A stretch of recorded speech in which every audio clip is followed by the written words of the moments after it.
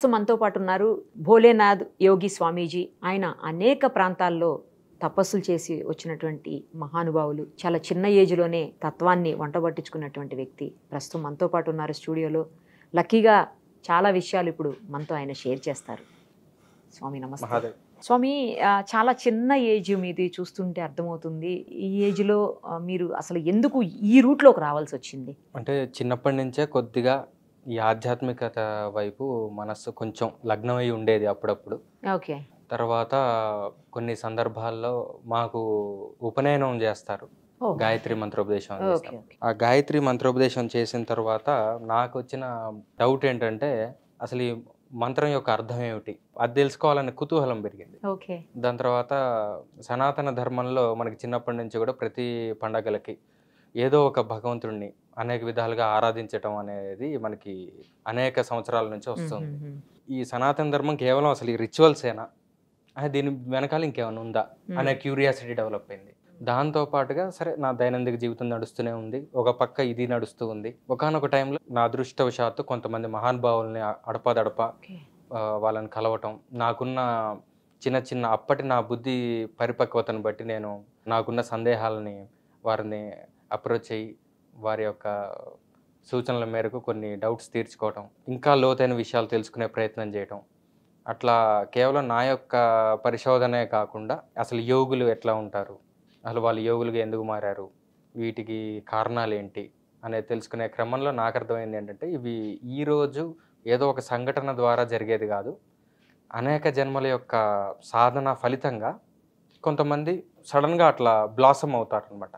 వాళ్ళ మనసులో వాళ్ళకే తెలియకుండా ఏర్పడిన వాసనలు అనమాట. ఆ వాసనలు ఉండటం వల్లనే వాళ్ళు అట్లా అవుతారనేది తెలిసింది. తర్వాత నేను డిసైడ్ చేసుకుంది ఏంటంటే కొన్ని సంఘటనల ఫలితంగా నా జీవితంలో ఇదే నాకు అల్టిమేట్ అని చెప్పని నేను డిసైడ్ చేసుకొని ఈ మార్గాన్ని ఎంచుకోవడం జరిగింది, ఆధ్యాత్మిక మార్గాన్ని. ఎంత ఏజ్‌లో ఇలా వెళ్ళిపోయారు మీరు? ఏం చదువుకున్నారు అసలు? ఇంగ్లీష్ చదివే చదువుకున్నాను. 2009 నుంచి నేను కొంచెం డీప్గా వెళ్ళానండి ఇందులో. తర్వాత 2015 నుంచి నేను అనేక మంది గురువుల దగ్గర వివిధ రకాలైన సాధనలు చేయడం జరిగింది. యోగం కావచ్చు, లేకపోతే వేరే దక్షిణాచారానికి సంబంధించిన తంత్రాలు కావచ్చు, ఇవన్నీ కూడా చేయటం జరిగింది. ఇంకా కంప్లీట్గా ఈ హఠయోగము, రాజయోగము, కుండలిని యోగము, తంత్రశాస్త్రము, మంత్రశాస్త్రము, వీటిలో కొంచెం ప్రావీణ్యం సంపాదించుకునే ప్రయత్నంలో అనేక మంది గురువుల యొక్క సహకారం వల్ల కొంచెం అందులో వెళ్ళటం జరిగింది. మీరు ఏదో బాగా చదువుకున్నట్టు అనిపిస్తుంది స్వామి. ఏం చదువుకున్నారు? పర్వాలేదు చెప్పండి. ఇంగ్లీష్ చదివాను. ఇంగ్లీష్ చదివే ఏం చదువుకున్నారు? అది చెప్పను. చెప్పరా? సరే. మంత్రాలు, తంత్రాలు ఇవన్నీ అసలు నిజంగా ఉంటాయా? ఉన్నాయండి. అంటే చిన్న లాజిక్ ఏంటంటే అవి ఒకవేళ అందులో నిజం లేకపోయి ఉంటే కనుక కొన్ని వేల సంవత్సరాల నుంచి మన దైనందిక జీవితంలో వాటి యొక్క ప్రభావం ఏమాత్రం లేకపోతే ఇవాళ ఎవడు పూజ చేయడు. అంతే కదండి, చిన్న లాజిక్. రెండోది, మంత్రం అంటే మననాత్ త్రాయతే ఇది మంత్ర. ఎవరైతే దాన్ని నిరంతరం మననం చేస్తూ ఉంటారో వాళ్ళని అది త్రాయతే అంటే రక్షించుదు. మంత్రం చేసే వాళ్ళని ఖచ్చితంగా అది రక్షిస్తుంది. నా అనుభవంలో నేను ఖచ్చితంగా కొన్ని యాక్సిడెంట్స్ నుంచి రక్షించబడ్డాను. దాని తర్వాత చాలా అపాయాల నుంచి నాకు రక్షణ లభించింది. తాంత్రిక విద్యలు కూడా ఉంటాయా స్వామి? తాంత్రిక విద్యలు అంటే నేటి కాలంలో కొంతమంది వల్ల దానికి ఒక నెగిటివ్ కలర్ ఏర్పడింది, కానీ తంత్రాకి పాజిటివ్ యాంగిల్ ఉంది, నెగిటివ్ యాంగిల్ ఉంది. తాంత్రిక విద్యలు ఉన్నాయి. అవి మన దైనందిక జీవితంలో సుఖశాంతుల కోసం ఉపయోగించుకునే ఒక నాలెడ్జ్, టెక్నికల్ అప్లికేషన్ ఆఫ్ మంత్రశాస్త్ర తంత్ర అంటే. అలా నేర్పించే వాళ్ళు ఉన్నారా ఇప్పటికీ? ఉన్నారండి. అది బెనారస్ ఒకటి, అంటే కాశీ, కామాఖ్య, జార్ఖండ్లో రాజ్గర్ జంగిల్స్ దగ్గర చిన్నమస్త ఆలయం ఒకటి ఉంది, దాని దగ్గర ఉజ్జయిని, శ్రీశైలము, అక్కడ ఇప్పటికీ అందులో ఉత్తీర్ణులైన మహానుభావులు ఉన్నారు. కానీ వాళ్ళు దొరకటం, వాళ్ళ దగ్గర మనం అభ్యసించడం అనేది మన యొక్క అదృష్టం మీద ఆధారపడి ఉంటుంది. ఎందుకంటే వాళ్ళ కవచంగా ఒక బ్యాచ్ ఉంటుంది, వాళ్ళ దాకా ఒక బ్యాచ్ మనల్ని బోనిరు.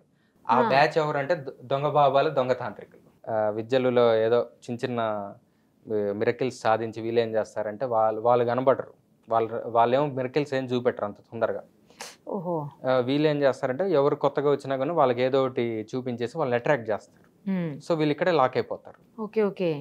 నిజమైన అభ్యాసం చేద్దాం అనుకున్న వాళ్ళే వాళ్ళ దాకా వెళ్ళగలరు, లేకపోతే ఇక్కడ వీళ్ళ దగ్గర లాక్ అయిపోతారు. మీరు ఎక్కడెక్కడ చేశారు స్వామి తపస్సు? ముఖ్యంగా కాశీ, శ్రీశైలము, పూరి, ఈ 3 క్షేత్రాల్లో ఎక్కువగా చేశాను. ఇంకా మిగతా కొన్ని కొన్ని మీ ఆరాధ్య దైవం ఎవరు? శివయ్యనా? శివుడు, ఇంకా వేరేవి చాలా ఉన్నాయి. శివుడే మెయిన్ ఇంట్రెస్ట్.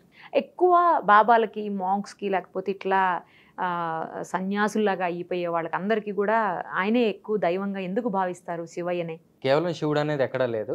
అందరినీ పూజిస్తూనే ఉంటారు.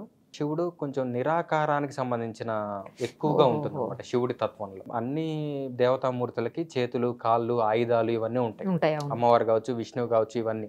స్వామి. ఒక శివుడు అంటే నిరాకారం అంటే డైరెక్ట్ దాన్ని పట్టుకోలేము. కానీ ఇన్ బిట్వీన్లో కూడా ఆయన ఉంటాడు. శివలింగం ఉంది, దానికి చేతులు, కాళ్ళు, ఆయుధాలు ఉండవు. లింగాకారం ఉంది, తల, మొండ ఇవన్నీ ఏమి ఉండవు. అది రూపం కాదు. పోనీ కంప్లీట్ అసలు రూపమే లేదనుకుంటామా, కానీ ఒక రూపం ఉంది. అందుకనే దాన్ని in between transition state of అప్లికేషన్లో దాన్ని అరూప రూపి అని చెప్పని అంటారు శివలింగాన్ని. అరూప రూపి. ఆ శివుడు అంటే ఏంటంటే ఈ రూపముల నుంచి నిరాకార చైతన్యంలోకి వెళ్ళటానికి ఒక బ్రిడ్జ్ లాగా ఉపయోగపడుతుంది ఆ శివలింగం. Okay, okay. అందుకనే దాని ట్రాన్సిషన్ ఫేస్. స్వామి, ఈ రూట్లో రావడానికి మీ ఇంట్లో ఒప్పుకున్నారా? ఖచ్చితంగా. అవునా? ఒప్పుకుంది, అసలు రాకూడదు. అమ్మ నాన్నగారు అందరూ సపోర్ట్ చేశారా? నాన్నగారు లేరు, వాళ్ళు ఆయన శివకి చెందారు. అమ్మగారు ఒప్పుకున్నారు. మీరు ఇప్పుడు ఎందుకు వచ్చారు అంటే ఇక్కడికి ఎందుకు వచ్చారు? మళ్ళీ వెళ్ళిపోతారా? నా మిత్రులు కొంతమంది, కొంచెం నేనేదో యోగాభ్యాసం చేస్తుంటే కొంతమందికి ఏదో చిన్న చిన్న క్రియలు చేయించానండి తెలిసిన వాళ్ళకి. అది వాళ్ళకి నచ్చింది. ఇంకా కొంతమందికి మీరు కొన్నాళ్ళు ఇక్కడ ఉండి చేయించవచ్చు కదా అని చెప్పని, నేను చలికాలంలో కాశీలో ఉండలేదు. అక్కడ కొంచెం చలి ఎక్కువగా ఉంది, మా అమ్మగారికి కొద్దిగా ఇబ్బందిగా ఉంటుందని చెప్పని నేను ఇటు సౌత్ ఇండియాకి మళ్ళీ. అమ్మగారు కూడా మీతో పాటే ఉంటారా? అయితే నేను ఇటు వచ్చినప్పుడు నా ద్వారా కొంతమందికి కొన్ని క్రియలు చేయించేవాళ్ళు. అంటే మేము పేగులు క్లీనింగ్, ఫుడ్ పైప్ క్లీనింగ్, ఈ శంఖ ప్రక్షాళనని, దాని తర్వాత ఈ చాలా యోగాభ్యాసాల్లో కొంతమందికి ట్రైనింగ్ ఇచ్చేవాడిని నేను యోగా తోటి. మరి యోగా చెయ్యలేని వాళ్ళు అనారోగ్యం పాలైతే అప్పుడు పరిస్థితి ఏంటి స్వామి? మంత్రదీక్ష ఇచ్చేవాడిని. అది కూడా చేయలేకపోతే వాళ్ళ పార్ట్నర్స్ చేయొచ్చా? చేయొచ్చు. అంటే భర్త చేయలేకపోతే భార్య, భార్య చేయలేకపోతే భర్త, ప్రొవైడెడ్ నిజంగానే వాళ్ళు చేయలేకపోతే. నిజంగా చేయలేని పరిస్థితి అయితేనే నేను అనేది. చేయొచ్చు. అట్లా కూడా దానికి రిజల్ట్ ఉంటుందా? It works. ఎందుకంటే ఒక ఎగ్జాంపుల్ ఉంది, చెప్పండి. ఒక ఫ్యామిలీ మ్యాన్ శృంగేరిలో చంద్రశేఖర భారతీ స్వామి వారు అని చెప్పి 34వ జగద్గురు శృంగేరి పీఠానికి, ఆయన దగ్గరికి వెళ్తే గృహస్థుడికి ఏంటంటే వాళ్ళ ఆవిడకి అనారోగ్య సమస్య ఉంది. ఆయన ఆంధ్రాకి చెందిన వ్యక్తి. ఓకే. ఈయన స్వామివారిని అడిగారు, మా ఆవిడకి ఇట్లా అనారోగ్యం ఉంది, ఏదన్నా చెప్పండి స్వామి అని చెప్పుంటే, నువ్వు వేదం చదువుకున్న బ్రాహ్మడివి, అసలు నువ్వు నన్ను అడగచ్చా? రుద్రాధ్యాయం ఉంది కదా, దాన్ని మంచిగా జపం చేసి మీ ఆవిడకి తీర్థంగా ఇస్తే సెట్ అవుతుంది కదా అంటే, మా ఆవిడ ఆంధ్రదేశంలో ఉంది, నేను ఇప్పుడు కర్ణాటకలో ఉన్నాను, మరి ఎట్లా కుదురుతుంది అని చెప్పాను. ఏముంది, మంత్రం అనేది సర్వ చైతన్యం కదా, అది ఇక్కడి నుంచి అక్కడికి వెళ్ళటానికి దానికి బస్ టికెట్ అవసరం లేదు, ఆ శక్తి ఎట్లయినా ట్రావెల్ అవుతుంది, నువ్వు మీ గోత్రనామాలు అవన్నీ చెప్పేది దానికోసం కదా,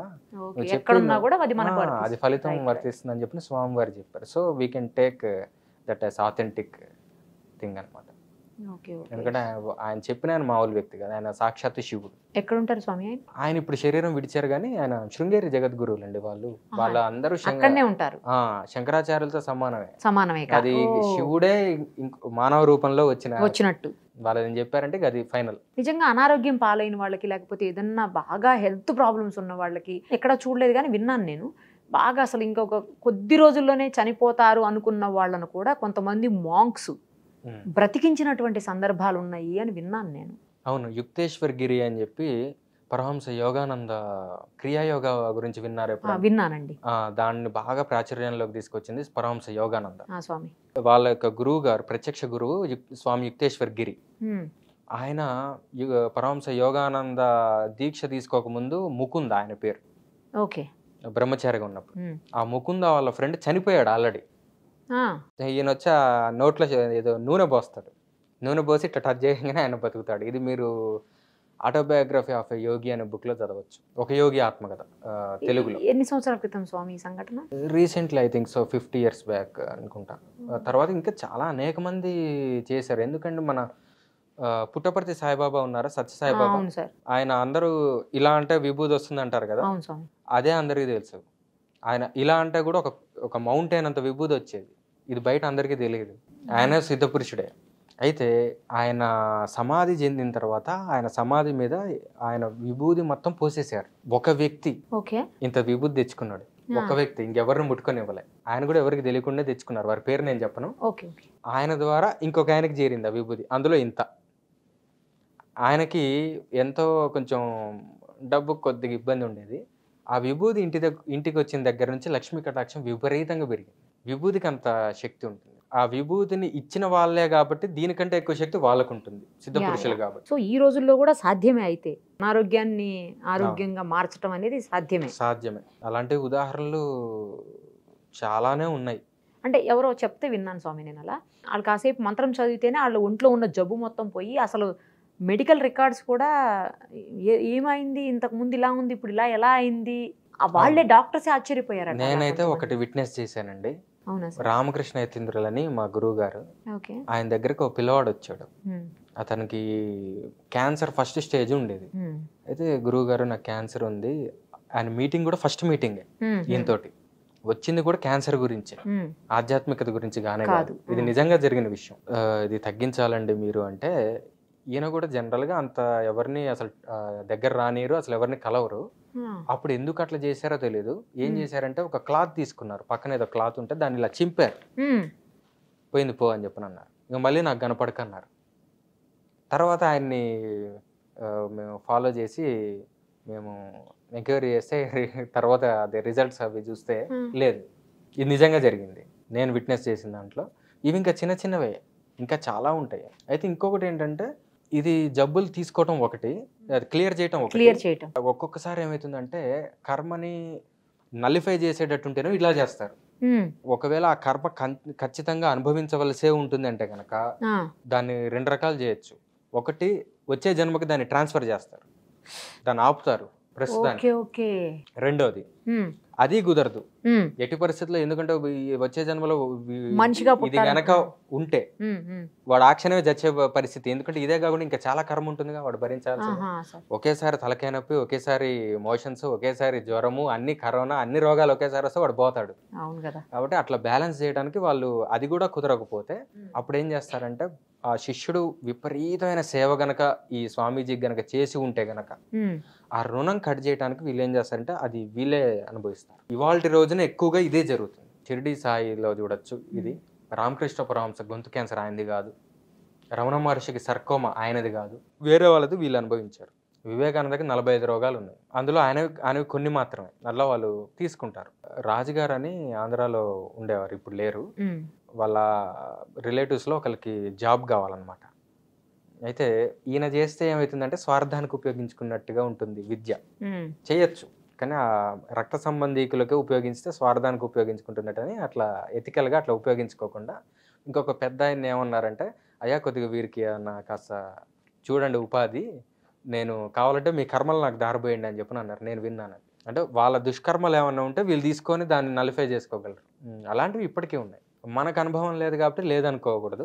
అది ఎలాంటిది అంటే, నేను హిమాలయాలను చూడలేదు కాబట్టి అవి లేవు అనుకోవటం లాంటిది. యోగులు కావచ్చు, సాధువులు కావచ్చు, లేకపోతే ఇలా మాంగ్స్ ఎవరైతే ఈ రూట్లో ఉంటారో, అందరూ కాదు, అందులో చాలా మంది ఫుడ్ తినరు, అసలు కేవలం గాలిని మాత్రమే తీసుకుంటూ, కొంతమంది వాటర్ తాగితే కొంతమంది అసలు అది కూడా తీసుకోరు అని విన్నాను నేను. నిజమేనా స్వామి? నిజం. అంటే చాలా తక్కువగా దొరుకుతారు అటువంటి వాళ్ళు. మీకు గిరిబాల అని చెప్పి మళ్ళీ ఒక యోగి ఆత్మకథలో ఒక ఆవిడ ఉంటుంది. ఈవిడ బాగా ఫుడ్ ఎక్కువగా తీసుకునేది అనమాట. వాళ్ళ అత్తగారు ఈవిడ్ని తిట్టేది, ఎప్పుడు తిండి పిచ్చి నీకు అని చెప్పని. ఒకరోజు ఆవిడ అసలు నాకు తిండే వద్దని చెప్పని భీష్మించుకుంది. అయితే ఈవిడ వెళ్ళి ఏం చేసింది, గుళ్ళో కూర్చొని ఏడుస్తూ ఉంది. సడన్ గా ఒక స్వామీజీ వచ్చి ఈవిడకి సూర్యుడి నుంచి డైరెక్ట్ గా ఎనర్జీ తీసుకునే ఒక ప్రాణ విద్యను నేర్పిస్తాడు.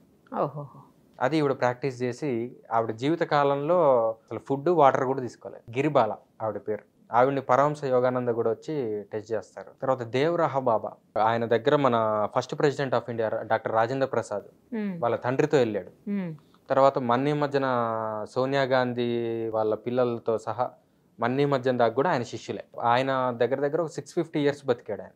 ఆయన కూడా ఫుడ్ తీసుకునేవాడు కాదు. ఎందుకు మా రామకృష్ణ యతీంద్రులు కూడా ఫుడ్ తీసుకునేవాడు కాదు. ఎప్పుడో జీవితంలో 1-2 సార్లు వెలగపండు తినేవాడు అంతే. మేము చూసింది అయితే అది. మీ గురువు గారు అది కూడా శ్రీశైలం వచ్చినప్పుడు వెలగపండు తిన్నాడు అంతే. ఇప్పుడు ఉన్నారండి? లేరు. సాధువుల్లో కొంతమంది 300 ఏళ్ళు 400 ఏళ్ళు అలా 100 ఏళ్ల పాటు బ్రతుకుతారు అని చెప్తున్నారు. నిజమా అది? అలా ఉంటారా? ఉంటుంది. మనం చూడొచ్చా వాళ్ళని? కలవచ్చా అలాంటి వాళ్ళు? వాళ్ళ అవకాశం ఇస్తే కలవచ్చు. అది ఎలా జరుగుతుందంటే ఆ ప్రాసెస్, దేవరహ బాబాని ఇంటర్వ్యూ చేస్తారు ఒకళ్ళు. ఆ ఇంటర్వ్యూలో ఆయన చెప్పింది ఏంటంటే, యోగంలో మహాముద్ర, మహాబంధ, మహావేద ఇదొక త్రిపుటి, ఒక సెట్ అన్నమాట. ఇది శరీరంలో రుగ్మతలు తీసేస్తుంది. వీటితో పాటు కొన్ని అమోఘమైన ప్రాణాయామాలు ఉన్నాయి. వాటి వల్ల ఏమవుతుందంటే లైఫ్ పెరుగుతూ ఉంటుంది నిరంతరం. దీంతో పాటు వాళ్ళు కాయకల్ప చికిత్స అని ఉంటుంది. ఆ కాయకల్ప చికిత్స చేసుకుంటే వజ్ర శరీరం అవుతుంది. ఇక శరీరానికి ముసలితనం రాదు. ఇదేమో ఆయుర్వేదానికి సంబంధించింది. ఇంతకుముందు చెప్పిందేమో యోగానికి సంబంధించింది. మంత్రం ద్వారా కూడా చేసుకుంటారు. మంత్రం ద్వారా ఇందాక చెప్పిన రాజుగారు మంత్రం ద్వారా పొందాడు. ఆయన 25 years ఆయనకి జుట్టు నెరవలేదు. తర్వాత మీకు ఆఫ్ ద రికార్డ్ నేను ఒక వ్యక్తిని చూపిస్తాను. ఒక 60 years ఉంటాయి, గడ్డం మీసం నెరవల. ఇప్పటికి ఆఫ్ ద రికార్డ్ చూపిస్తాను. వారి పేరు నేను బయటికి చెప్పాను. కాలహరణ విద్య ఉంది ఆయన దగ్గర. కొంతకాలం వాళ్ళు దాని స్టాండ్ బై మోడ్ లో ఉంచుకుంటారు. మళ్ళీ తర్వాత అంటే నేను తెలుసుకుంది ఏంటంటే వాళ్ళ గురువు వాళ్ళకి ఇచ్చింది ఓన్లీ 25 years మాత్రమే. 25 years తర్వాతే అది పనిచేయదు. వీళ్ళందరూ గురువుల దగ్గర సాధన చేస్తేనే ఇవన్నీ సాధ్యమైతాయి, లేకపోతే కాదు. అస్సలు సాధన లేనిది అయ్యే పనులు కావు. గురువుల దగ్గరే సాధన చేయాలా? వాళ్ళకి వాళ్ళు స్వచ్ఛందంగా ఒక్కళ్ళు ఒంటరిగా చేసుకోవచ్చా సాధన? అంటే అప్పుడు రూట్ మ్యాప్ ఉండదు కదా, ఎలా వెళ్ళాలి ఏమిటి అనేది. సడన్ గా వీడు సాధన చేస్తూ ఉంటాడు, ఏదో అవాంతరం వస్తుంది, అప్పుడు దాన్ని ఎట్లా రెక్టిఫై చేసుకోవాలనేది వీళ్ళకి తెలియకపోతే ఇబ్బంది కదా. మరి గురువుల దగ్గర సాధన చేస్తూ కూర్చుంటే వీళ్ళ జీవితం అంతా అయిపోతుంది అక్కడే. మీరు అన్నట్లుగా మాంగ్స్ కి సన్యాసులకి ఏంటంటే వాళ్ళ జీవితమే వద్దనుకున్న వాళ్ళు అచ్చం అక్కడ కమిట్ అయిపోతారు. మరి ఇంకా అలాంటి వాళ్ళకి ఈ సాధన చేసి ముసలితనం వద్దు, ఇంకోటి వద్దు అని ఎందుకు అసలు? వాళ్ళకి ఇంకా అవసరమే లేదు కదా, వాళ్ళు ఎన్ని వద్దనుకునే కదా వెళ్ళిపోయారు. ఎవరైతే వద్దు అనుకుంటారో, మన మానవ ప్లేన్ పైన ఇమ్మీడియట్ ప్లేన్ దేవతలు కాదు, ఇంకో ప్లేన్ ఉంది, సిద్ధాశ్రమం. శంబాల అని మీరు వినే ఉంటారు. శంబాల అని ఇట్లాంటివి నిరంతర జీవితం మొత్తం తపస్సుకి అంకితం చేసుకున్న మనుషులు అనమాట. వాళ్ళు ఏం చేస్తారంటే, ఇప్పుడు భూమి మీద అన్వాంటెడ్ థింగ్స్ ఏదన్నా హ్యాపెన్ అవుతున్నాయి అనుకోండి, ఒక పరిధి దాటి అవి అవుతుంటే వీళ్ళ తపశక్తిని అడ్డేసి అవి వీళ్ళు కాపాడుతూ ఉంటారు. సపోజ్ కరోనా లాంటివి అయి ఉండొచ్చు, ఇట్లాంటివి అనమాట. వీళ్ళ అంత ఎక్కువ ఏజ్ ఎందుకు బతకాలి అంటే కనుక, హిమాలయాస్ లో కొన్ని తపస్సులకి 300 ఏళ్ళు కూర్చోవాలి.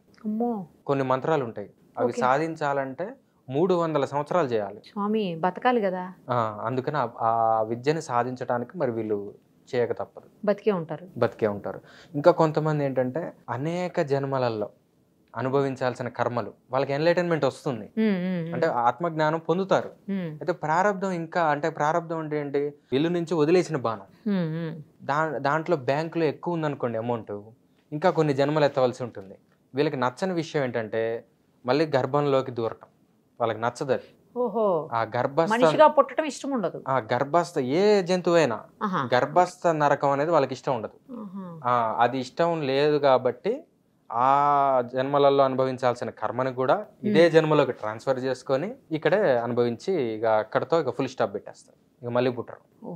వీటికి కూడా చేస్తారు. ఇంకా కొంతమంది అసలు ఇవన్నీ ఉన్నాయా లేవా అని టెస్టింగ్కి వెళ్తారా, చేస్తారు. టెస్ట్ చేసిన తర్వాత ఓన్లీ క్యూరియాసిటీతో వెళ్ళే వాళ్ళు వెక్స్ అయిపోతారు. ఎందుకంటే వాళ్ళ కళ్ళ ముందరనే వాళ్ళతో పాటు పుట్టిన వాళ్ళు, వాళ్ళ తర్వాత పుట్టిన వాళ్ళందరూ గతించిపోతూ ఉంటే వీళ్ళ మనసు చెలించిపోతుంది. నేనేం చేయాలని చెప్పి వెక్స్ అయిపోతారు. అలా వెక్స్ అయిన వాళ్ళని కూడా నేను కలిశాను. ఈ 300-400 ఏళ్ళు బ్రతికిన వాళ్ళని కూడా కలిశారా స్వామి? ఒక్క ఆయన కలిశాను, వెక్స్ అయిన అతను. ఆయన లైఫ్ ఎంత స్పాన్ అప్పటికి? కొంతమంది ఆయన 600 అంటారు, కొంతమంది 300 అంటారు, కొంతమంది 280 అంటారు. ఎవరికి తెలియదు, అది ఒక అంచనా వేస్తారు అంతే. ఆయన చెప్పలేడు, ఆయన చెప్పడు అసలు. వాళ్ళు అస్సలు ఓపెన్ గారు, ఏది అడిగినా విచిత్రమైన సమాధానాలు చెప్తూ ఉంటారు. స్ట్రైట్ ఆన్సర్ ఎప్పుడు ఎవరికి చెప్పడం నా జీవితంలో నేను, అంటే మహానుభావుల్ని నేను అబ్జర్వ్ చేసింది, మనం ఏదైనా డైరెక్ట్గా 2+2 అంటే వాళ్ళు ఏమంటారంటే 5-1 అంటారు కానీ 4 అని చెప్పరు. విచిత్రంగా చెప్తూ ఉంటారు సమాధానాలు, డైరెక్ట్గా చెప్పరు. అది ఏమిటి అనేది ఆ స్థాయి వస్తే కానీ అర్థం కాదని నేను అర్థం చేశాను. మీరు ఎన్నేళ్ళైంది స్వామి ఇందులో ఉండబట్టి? డీప్గా వెళ్ళింది మాత్రం ఒక 8 years. ఇంకా ఇందులోనే కంటిన్యూ అవుదాం అనుకుంటున్నారా, లేకపోతే ఏమన్నా చేంజ్ అవుదాం అనుకుంటున్నారా? ఇందులోనే అండి, ఇంకా చేంజ్ అయినా కూడా కుదరదు. మీ ఏజ్ ఎంత స్వామి? 33. మీరు బాగా చదువుకున్నట్టున్నారు, చాలా చిన్న ఏజ్, కానీ ఎందుకు మీకు ఈ రకమైనటువంటి తత్వబోధన వైపు వెళ్లాల్సి వచ్చిందో అర్థం కావట్లేదు అసలు. అంటే అందరూ ఏమనుకుంటారంటే ఇందులో ఏదో జీవితం ఏమీ లేని ఒక డ్రై సబ్జెక్ట్ అనుకుంటారు, ఇందులో సుఖాలు లేవని, ఇందులో సంతోషం లేదని సంతోషం లేదని, ఎస్, అనుకుంటారు కదా. ఇందులో సంపాదన ఉండదని. సంపాదన అంటే ఇవాళ రేపు ఇందులో ఉన్నంత సంపాదన ఇందులో లేదని చాలా మంది బాబాలు ప్రూవ్ చేశారు అనుకోండి. సరే అది వదిలేస్తే స్వామి, సుఖ సంతోషాలు లేవని చెప్పని అనుకుంటారు. కానీ జాగ్రత్తగా మనం అందరం ఆలోచిస్తే ఒకే వస్తువు కానీ, ఒకే మనిషి కానీ, ఒకే సందర్భం కానీ కాసేపు సుఖం కలిగిస్తుంది, కాసేపు దుఃఖం కలిగిస్తుంది. మేబీ మన ఇళ్లలోనే మనం చూసుకోవచ్చు.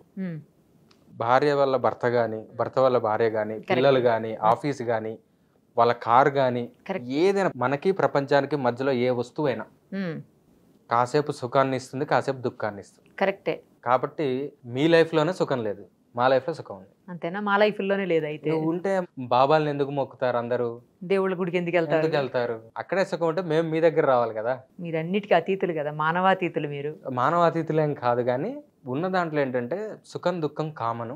దాని నుంచి తితీక్ష నేర్చుకుంటారు వీళ్ళు. మాత్రా స్పర్శాస్త కౌంతేయ శీతోష్ణ సుఖ దుఃఖదాహ ఆగమాపాయన అనిత్య తాం తితీక్ష స్వభారత అని భగవద్గీతలో చెప్పారు. శరీరము ప్రపంచం మధ్యలో ఒక సంపర్కం ఏర్పడినప్పుడు సుఖం దుఃఖం అనేది 2 అవుట్పుట్స్ వస్తాయి. అవి కామన్. ఓకే. వాటికి సామాన్యులు చెలించిపోతారు.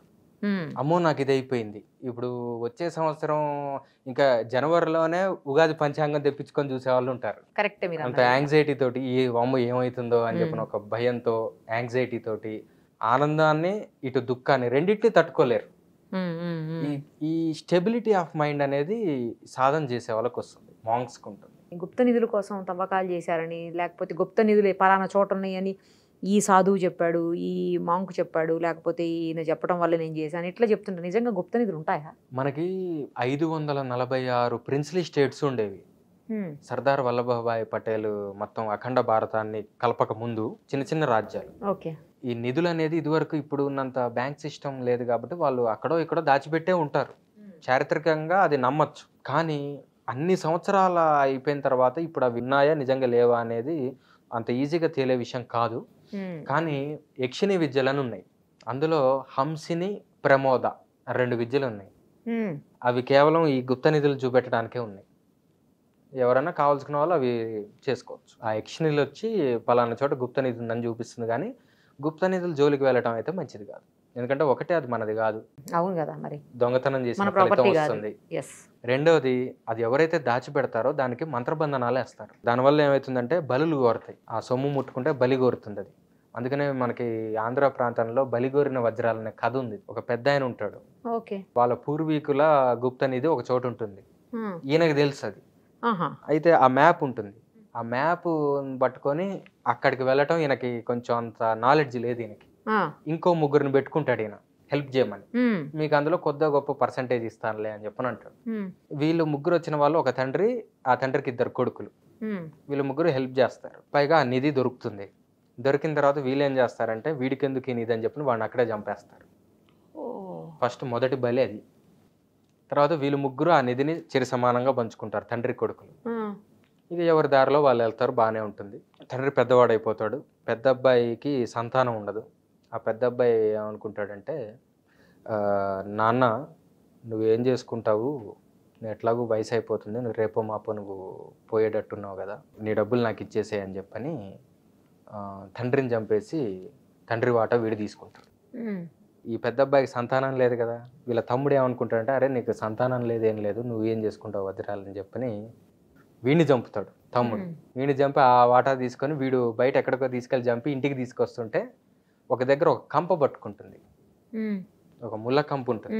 రాత్రి పూట చీకట్లో ముళ్ళ కంప పట్టుకోగానే నన్నేదో పిశాచం పట్టుకుందేమో అని చెప్పని, లేకపోతే ఇంకెవరు పట్టుకున్నారో ఏమిటో అనుకొని వీడు ఏం చేస్తాడంటే వాడిని నరికిన కత్తితోటి ఆ ఏం పట్టుకుందో ఆ చేతిని నరుకుదామని అట్లా నరుకుతుంటుంటే వీడి దగ్గర ఉన్న ఒక ఆర్టరీస్కి సంబంధించిన నరాలు కట్ అవుతాయి కాళ్ళకి. రక్తస్రావం అధికంగా జరిగి వీడు చచ్చిపోతాడు. ఇది స్టోరీ. ఫైనల్గా ఎవరికి ఏమీ దొరకలేదు. ఇది బలిగోరిన వజ్రాలు అంటారు వీటిని. అందుకని గుప్త నిధుల దగ్గరికి అంత తేలిగ్గా పోకూడదు అసలు. అది మంచిది కానే కాదు. అయితే ఒకటి ఉంది, మేము మా గురువుల్ని అడిగితే తెలుసుకున్న విషయం ఏంటంటే, అది మన కర్మలో ఉంటే అది ఖచ్చితంగా దొరుకుతుంది, మన దగ్గరికే వస్తుంది. ఎవడు ఆపాలనుకున్నా అది కుదరదట. ఆగదు. పైగా భూమాతకు ఆ శక్తి ఉందట. మనం దాచిపెట్టినా కూడా అది అట్లా జాగ్రత్తగా కాపాడుతుందట. స్వామి, నాగబంధనం అంటారు, కొన్ని టెంపుల్స్లో ఉంటుంది అంటారు. దేవాలయానికి సంబంధించిన నగలు దాచినటువంటి ప్లేస్లో నాగబంధనం వేశారండి. నేను ఎక్కడ విన్నాను అంటే అది పద్మనాభ అనంత పద్మనాభ స్వామి టెంపుల్లో విన్నాను నేను. అది నేను చూశాను కూడా. ఆ రూమ్లోకి లాక్ వేసేసి ఉంది, వెళ్ళటానికి కూడా లేదు అసలు. మిగతా రూమ్స్లో ఉన్నటువంటి వజ్రాలు, ఆభరణాలు, వైడ్యూర్యాలు అన్నీ కూడా చూసాము. అంటే డైరెక్ట్గా చూడలేదు కానీ పిక్చర్లో చూసాము. అది నిజం. నాగబంధనం వేసిన రూమ్ అయితే నేను డైరెక్ట్గా చూశాను, వెళ్ళనివ్వలేదు అక్కడకు. సో అది నిజమా అసలు? అట్లా ఉంటుందా? ఖచ్చితంగా ఉంది. కొన్ని మంత్రాలు ఉన్నాయి, స్నేక్స్ మీద కంట్రోల్ తెచ్చుకోవచ్చు ఆ మంత్రాలతోటి. పాము మంత్రాలు అనేక రకాలు ఉన్నాయి, గరుడ మంత్రాలు ఉన్నాయి, వాటి ద్వారా కూడా స్నేక్స్ మీద కంట్రోల్ తెచ్చుకోవచ్చు. ఈ స్నేక్స్ అంటే ఫిజికల్ స్నేక్స్ మీద కొంత, ఈ బంధాలు అంటే ఏంటంటే ఆ మంత్రంలో ఉండేది, సహజంగా ఉండేది, వాటిని ఆకర్షించే శక్తి ఒకటి ఉంటుంది ఆ సిలబుల్స్కి. అంటే మనం జనరల్గా పలికే పలుకులన్నీ లౌకిక శబ్దాలు. శాస్త్రాల్లో నుంచి ఈ ఋషులు ఆ మెడిటేషన్లో కూర్చున్నప్పుడు ఋతంబర ప్రజ్ఞ అంటారు, సూపర్ కాన్షియస్ స్టేట్. ఓకే. అందులో వాళ్ళకి ఆ మంత్రాలు అనేది వాళ్ళు బియాండ్ మైండ్ స్టేట్లో వాళ్ళు దాన్ని దర్శిస్తారు. ఆ శబ్దాలను మంత్రం అన్నారు. మంత్రానికి శక్తి ఉంటుంది ఆ శబ్దాలకి. సో వాటికంటూ ఒక శక్తి ఉంటుంది కాబట్టి వాటిని ప్రయోగం చేస్తే మామూలు స్నేక్స్కి ఎటువంటి పవర్ అయితే ఉంటుందో ఆ బంధాల జోలికి వెళ్తే గనక వాటి యొక్క ఇంపాక్ట్ నెగిటివ్గా మన మీద ఉంటుంది. అదొక పద్మ వ్యూహం లాంటిది. అదే అక్కడ ఎవరైతే ఓపెన్ చేయడానికి ట్రై చేశారని చాలా మంది ట్రావెన్కోర్ నుంచి, తర్వాత అది ట్రావెన్కోర్ సంస్థానానికి సంబంధించింది కదా, ఎవరు ఆ ఇష్యూలో ఇన్వాల్వ్ అయ్యారో చాలా మంది చనిపోయారు ఆ టైంలో. మేబీ 2007-8లో ఇదంతా. అట్లా ఉంటుందా స్వామి? నిజంగా? అయ్యో ఖచ్చితంగా ఉంటుంది. అది బయటకు వచ్చింది ఆ న్యూస్. అదే న్యూస్. కానీ మన రాష్ట్రాల్లోనే కొన్ని ఆలయాల జోలికి వెళ్ళినా కూడా వాళ్ళకి చాలా ఇబ్బందులు వచ్చిన వాళ్ళు చాలా మందిని చూశాను. ఇప్పుడు కుంభమేళ, మహాకుంభమేళ అవుతుంటాయి 12 ఏళ్ళకి ఒకసారి, అట్లా మధ్యలో కూడా అవుతూనే ఉంటాయి కుంభమేళాలు. అలాంటి కుంభమేళాలకి చాలా మంది సాధువులు, నాగసాధువులు అందరూ వస్తారు కదా స్వామి. మామూలు రోజుల్లో వాళ్ళు ఎక్కడ ఉంటారు అసలు? కనిపించరు. ఒక్కసారి అన్ని వేల మంది ఎట్లా వస్తున్నారు? ఎక్కడి నుంచి వస్తున్నారు అసలు? Haridwar, Himalayas, lower Himalayas, mid range Himalayas, ఇట్లా అనేక ప్రాంతాల్లో ఉంటారు వాళ్ళు. కుంభ వచ్చినప్పుడు వాళ్ళు వస్తే వాళ్ళకి విడిది అనేది గవర్నమెంట్ ఏర్పాటు చేస్తుంది కొన్ని చోట్ల. అవును. కొన్ని చోట్ల ఆల్రెడీ వాళ్ళ కోసం అని కొన్ని బిల్డింగ్స్ కట్టే ఉంచారు, కట్టి వదిలేశారు. వచ్చిన కాసేపు అక్కడ ఉంటారు, మళ్ళీ వాళ్ళ సాధనలకు వాళ్ళు వెళ్ళిపోతారు. పర్ఫెక్ట్ గా ఇదే ప్లేస్ లో ఉంటారు, వాళ్ళ ప్లేస్ లో పర్ఫెక్ట్ గా ఉండరు, తిరుగుతూ ఉంటారు. ఎన్నేళ్ల సాధన తర్వాత అలా అయిపోతారు వాళ్ళందరూ? అసలు ఏ సాధన అయినా పరిపక్వత పొందాలి అంటే 12 ఏళ్ళు కనీస పక్షం. 12 ఏళ్ళు ఒక మంత్రం మీద గాని, బ్రహ్మచర్యం మీద గాని, ఏదన్నా ఒక ఫార్ములా, ఒకే ఆలోచన మీద 12 ఏళ్ళు కృషి చేస్తే ఒక దివ్యశక్తి ఉద్భవం అవుతుంది మనిషి శరీరంలో, మనస్సులో ఒక పరిపక్వత ఏర్పడుతుంది. 12 ఏళ్ళ సాధన. మీరు ఇలాగే గడ్డాలతో హెయిర్ అంతా అట్లా పొడుగ్గా అట్లనే ఉంటారా స్వామి ఎప్పుడును? అంటే స్టేజ్ దాటిన తర్వాత ఇది ఇట్లా వదిలేయాలి. అంతకుముందు కట్ చేయాలి, ఉంచకూడదు. ఇప్పుడు కట్ చేయొద్దు. ఇప్పుడు కట్ చేస్తే హెడ్ఏక్ వస్తుంది. ఇప్పుడు ఈ కుంభమేళాల్లోకి వచ్చేటువంటి సాధువులు లేదా మాంక్స్ లేదా సన్యాసులు వీళ్ళందరూ నేను విన్నాను, అంటే మరి ఎంతవరకు నిజమో నాకు తెలియదు, వాళ్ళందరూ కూడా డ్రింక్ చేస్తారని, తర్వాత చనిపోయిన వాళ్ళు ఉంటారు కదా ఆ శవాలని ఆ మాంసం తింటారని, పీక్కుని తింటారని, వాటన్నిటిని అట్లా చెప్తారు. కొంతమంది ఏమో అసలు ఫుడ్డే తినరని చెప్తారు. మళ్ళీ ఇదేంటి తింటారని చెప్తున్నా? నాకు అసలు అర్థం కావట్లేదు. ఇది మాంసము, మద్యము ఇవన్నీ కూడా ఈ పంచమకారాల కోవలోకి వస్తుంది. కుంభమేళాకు వచ్చే వాళ్ళందరినీ కూడా ఈ నాగసాధువులు కావచ్చు, అఘోరాలు కావచ్చు, సాధనలో భాగంగా చేస్తే తప్పులేదండి. ఈ మాంస మధ్య ఇవన్నీ పంచమకారాలు వాళ్ళు ఎప్పుడు ప్రతిరోజు చేయరు. వాళ్ళు కొంతమంది పాతని స్ట్రిక్ట్గా ఫాలో అయ్యే వాళ్ళు ఏంటంటే వాళ్ళ రూల్స్ ప్రకారంగా కొన్ని పర్వదినాలలో చేస్తారు. అయితే అవన్నీ ఎందుకు చేయాలి అని అంటే సాధారణంగా 2 ఆచారాలు ఉన్నాయి, దక్షిణాచారం, వామాచారం. ఇంకా డీప్కి వెళ్తే దక్షిణాచారం, వామాచారం, కౌలాచారం, మిశ్రాచారం, సమయాచారం, చీనాచారం, సిద్ధాంతాచారం, ఇట్లా చాలా ఉన్నాయి. ఇందులో దక్షిణాచారం అంటే ఇక్కడ మనందరం పాటించేది. అంటే సాధారణంగా సాత్విక వస్తువులతో పూజ చేయడం, శుచి, స్నానం చేసి మంచి పద్ధతిగా, మోరల్ అండ్ ఎథికల్ స్టాండర్డ్స్, అంటే లీగల్ ప్రాబ్లమ్స్ లేకుండా ప్రశాంతంగా అంటే పద్ధతిగా పూజలు చేయటం. అంటే ఇందులో ethical conduct, moral conduct, legal కండక్ట్ని అతిక్రమించడం అనేది ఉండదు దక్షిణాచారంలో. ఇందులో ఇంద్రియాలను నిగ్రహించుకోవటం, మనస్సును నిగ్రహించుకోవటం, వీటికి ఎక్కువ విలువ. వీటి ద్వారా అంటే కోరికలు ఎంత తీర్చుకున్నా కూడా ఈ శాస్త్రాలు ఏం చెప్తాయంటే మీరు కోరికలు ఎంత తీర్చుకున్నా కూడా అగ్నిలో నెయ్యి పోసినట్టు అవి ఎప్పుడు ప్రజ్వలిస్తూనే ఉంటాయి, ఇంకెక్కువైతూ ఉంటాయి ప్రతి కోరిక తీర్చుకుంటున్నా కొద్దీ. అందుకని వాటిని అదుపు చేసుకునే మార్గాలు ఇవి. అంటే జ్ఞాన మార్గం, తపో మార్గం, యోగ మార్గము, తంత్ర మార్గంలో దక్షిణాచార మార్గం. ఇక నెక్స్ట్ ఈ వామాచారం కావచ్చు, కౌలాచారం కావచ్చు, చీనాచారము, ఈ 3 ముఖ్యంగా. వీటిల్లో ఏంటంటే ఈ దక్షిణాచారంలో వాళ్ళకి మద్యము వ్యసనంలాగా చూస్తారు. ఓకే. ఇవన్నీ ఇంప్యూర్ థింగ్స్ లాగా చూస్తారు. Right sir. ఓకే. ఇవి సాధనకి ఉపద్రవాలుగా చూస్తారు. పనికి రావు అన్నట్టు. సాధనని చెడగొట్టే విధానంగా చూస్తారు. Right sir. ఇవన్నీ సాధనని పాడు చేస్తాయని చూస్తారు. సార్. వాళ్ళు ఏం చేస్తారంటే వీటినే స్పిరిచువాలిటీలోకి మార్చుకుంటారు. ఓహో, ఒక్కొక్కళ్ళది ఒక్కొక్క పద్ధతి అన్నట్టు. అయితే ఇక్కడ దక్షిణాచారంలో ఉండే వాళ్ళకి ఏంటంటే సత్వగుణం ఎక్కువగా ఉంటుంది. మరి వాళ్ళకేంటంటే రజోగుణం ఎక్కువగా ఉంటుంది. ఆ గుణాలు మనం మార్చుకోలేం. ఇప్పుడు కొంతమందికి పుట్టుకతోటే విపరీతమైన కోపం ఉంటుంది. వాళ్ళు అతి కష్టం మీద దాన్ని మార్చుకోగలరు, కానీ అంత తేలిగ్గా అవును మార్చుకోవడం కుదరదు. అంటారు కదా, పుట్టుకతో వచ్చిన బుద్ధులు మారవు అని. ఇవే గుణాల్లో ఉన్న ఆ పర్సంటేజెస్ అన్నమాట. అయితే తర్వాత వాళ్ళ అభిరుచిని బట్టి ఈ వామాచార పద్ధతుల్లో ఎంచుకుంటారు, ఆ సరైన గురువులు దొరికితే. అయితే వాళ్ళు కూడా నిత్యం ఆ పనులు చేయరు. ఎప్పుడో కొన్ని పర్వదినాలలో అది ఇంకా కష్టతరం అసలు దీనికంటే కూడా. ఎందుకంటే దూరంగా వెళ్ళడం ఎస్కేపిజం వాళ్ళనే మాట. వాళ్ళనేది ఏంటంటే దగ్గరగా పెట్టుకుంటే మందు, మగువ, మాంసము, మత్స్యము ఇవన్నీ కళ్ళ ముందు ఉంటే అప్పుడు కంట్రోల్ చేసుకోవాలంటే ఇంకా కష్టం కదా, మాకు ఇంకా డిసిప్లిన్ ఎక్కువ అవసరం అంటారు వాళ్ళు.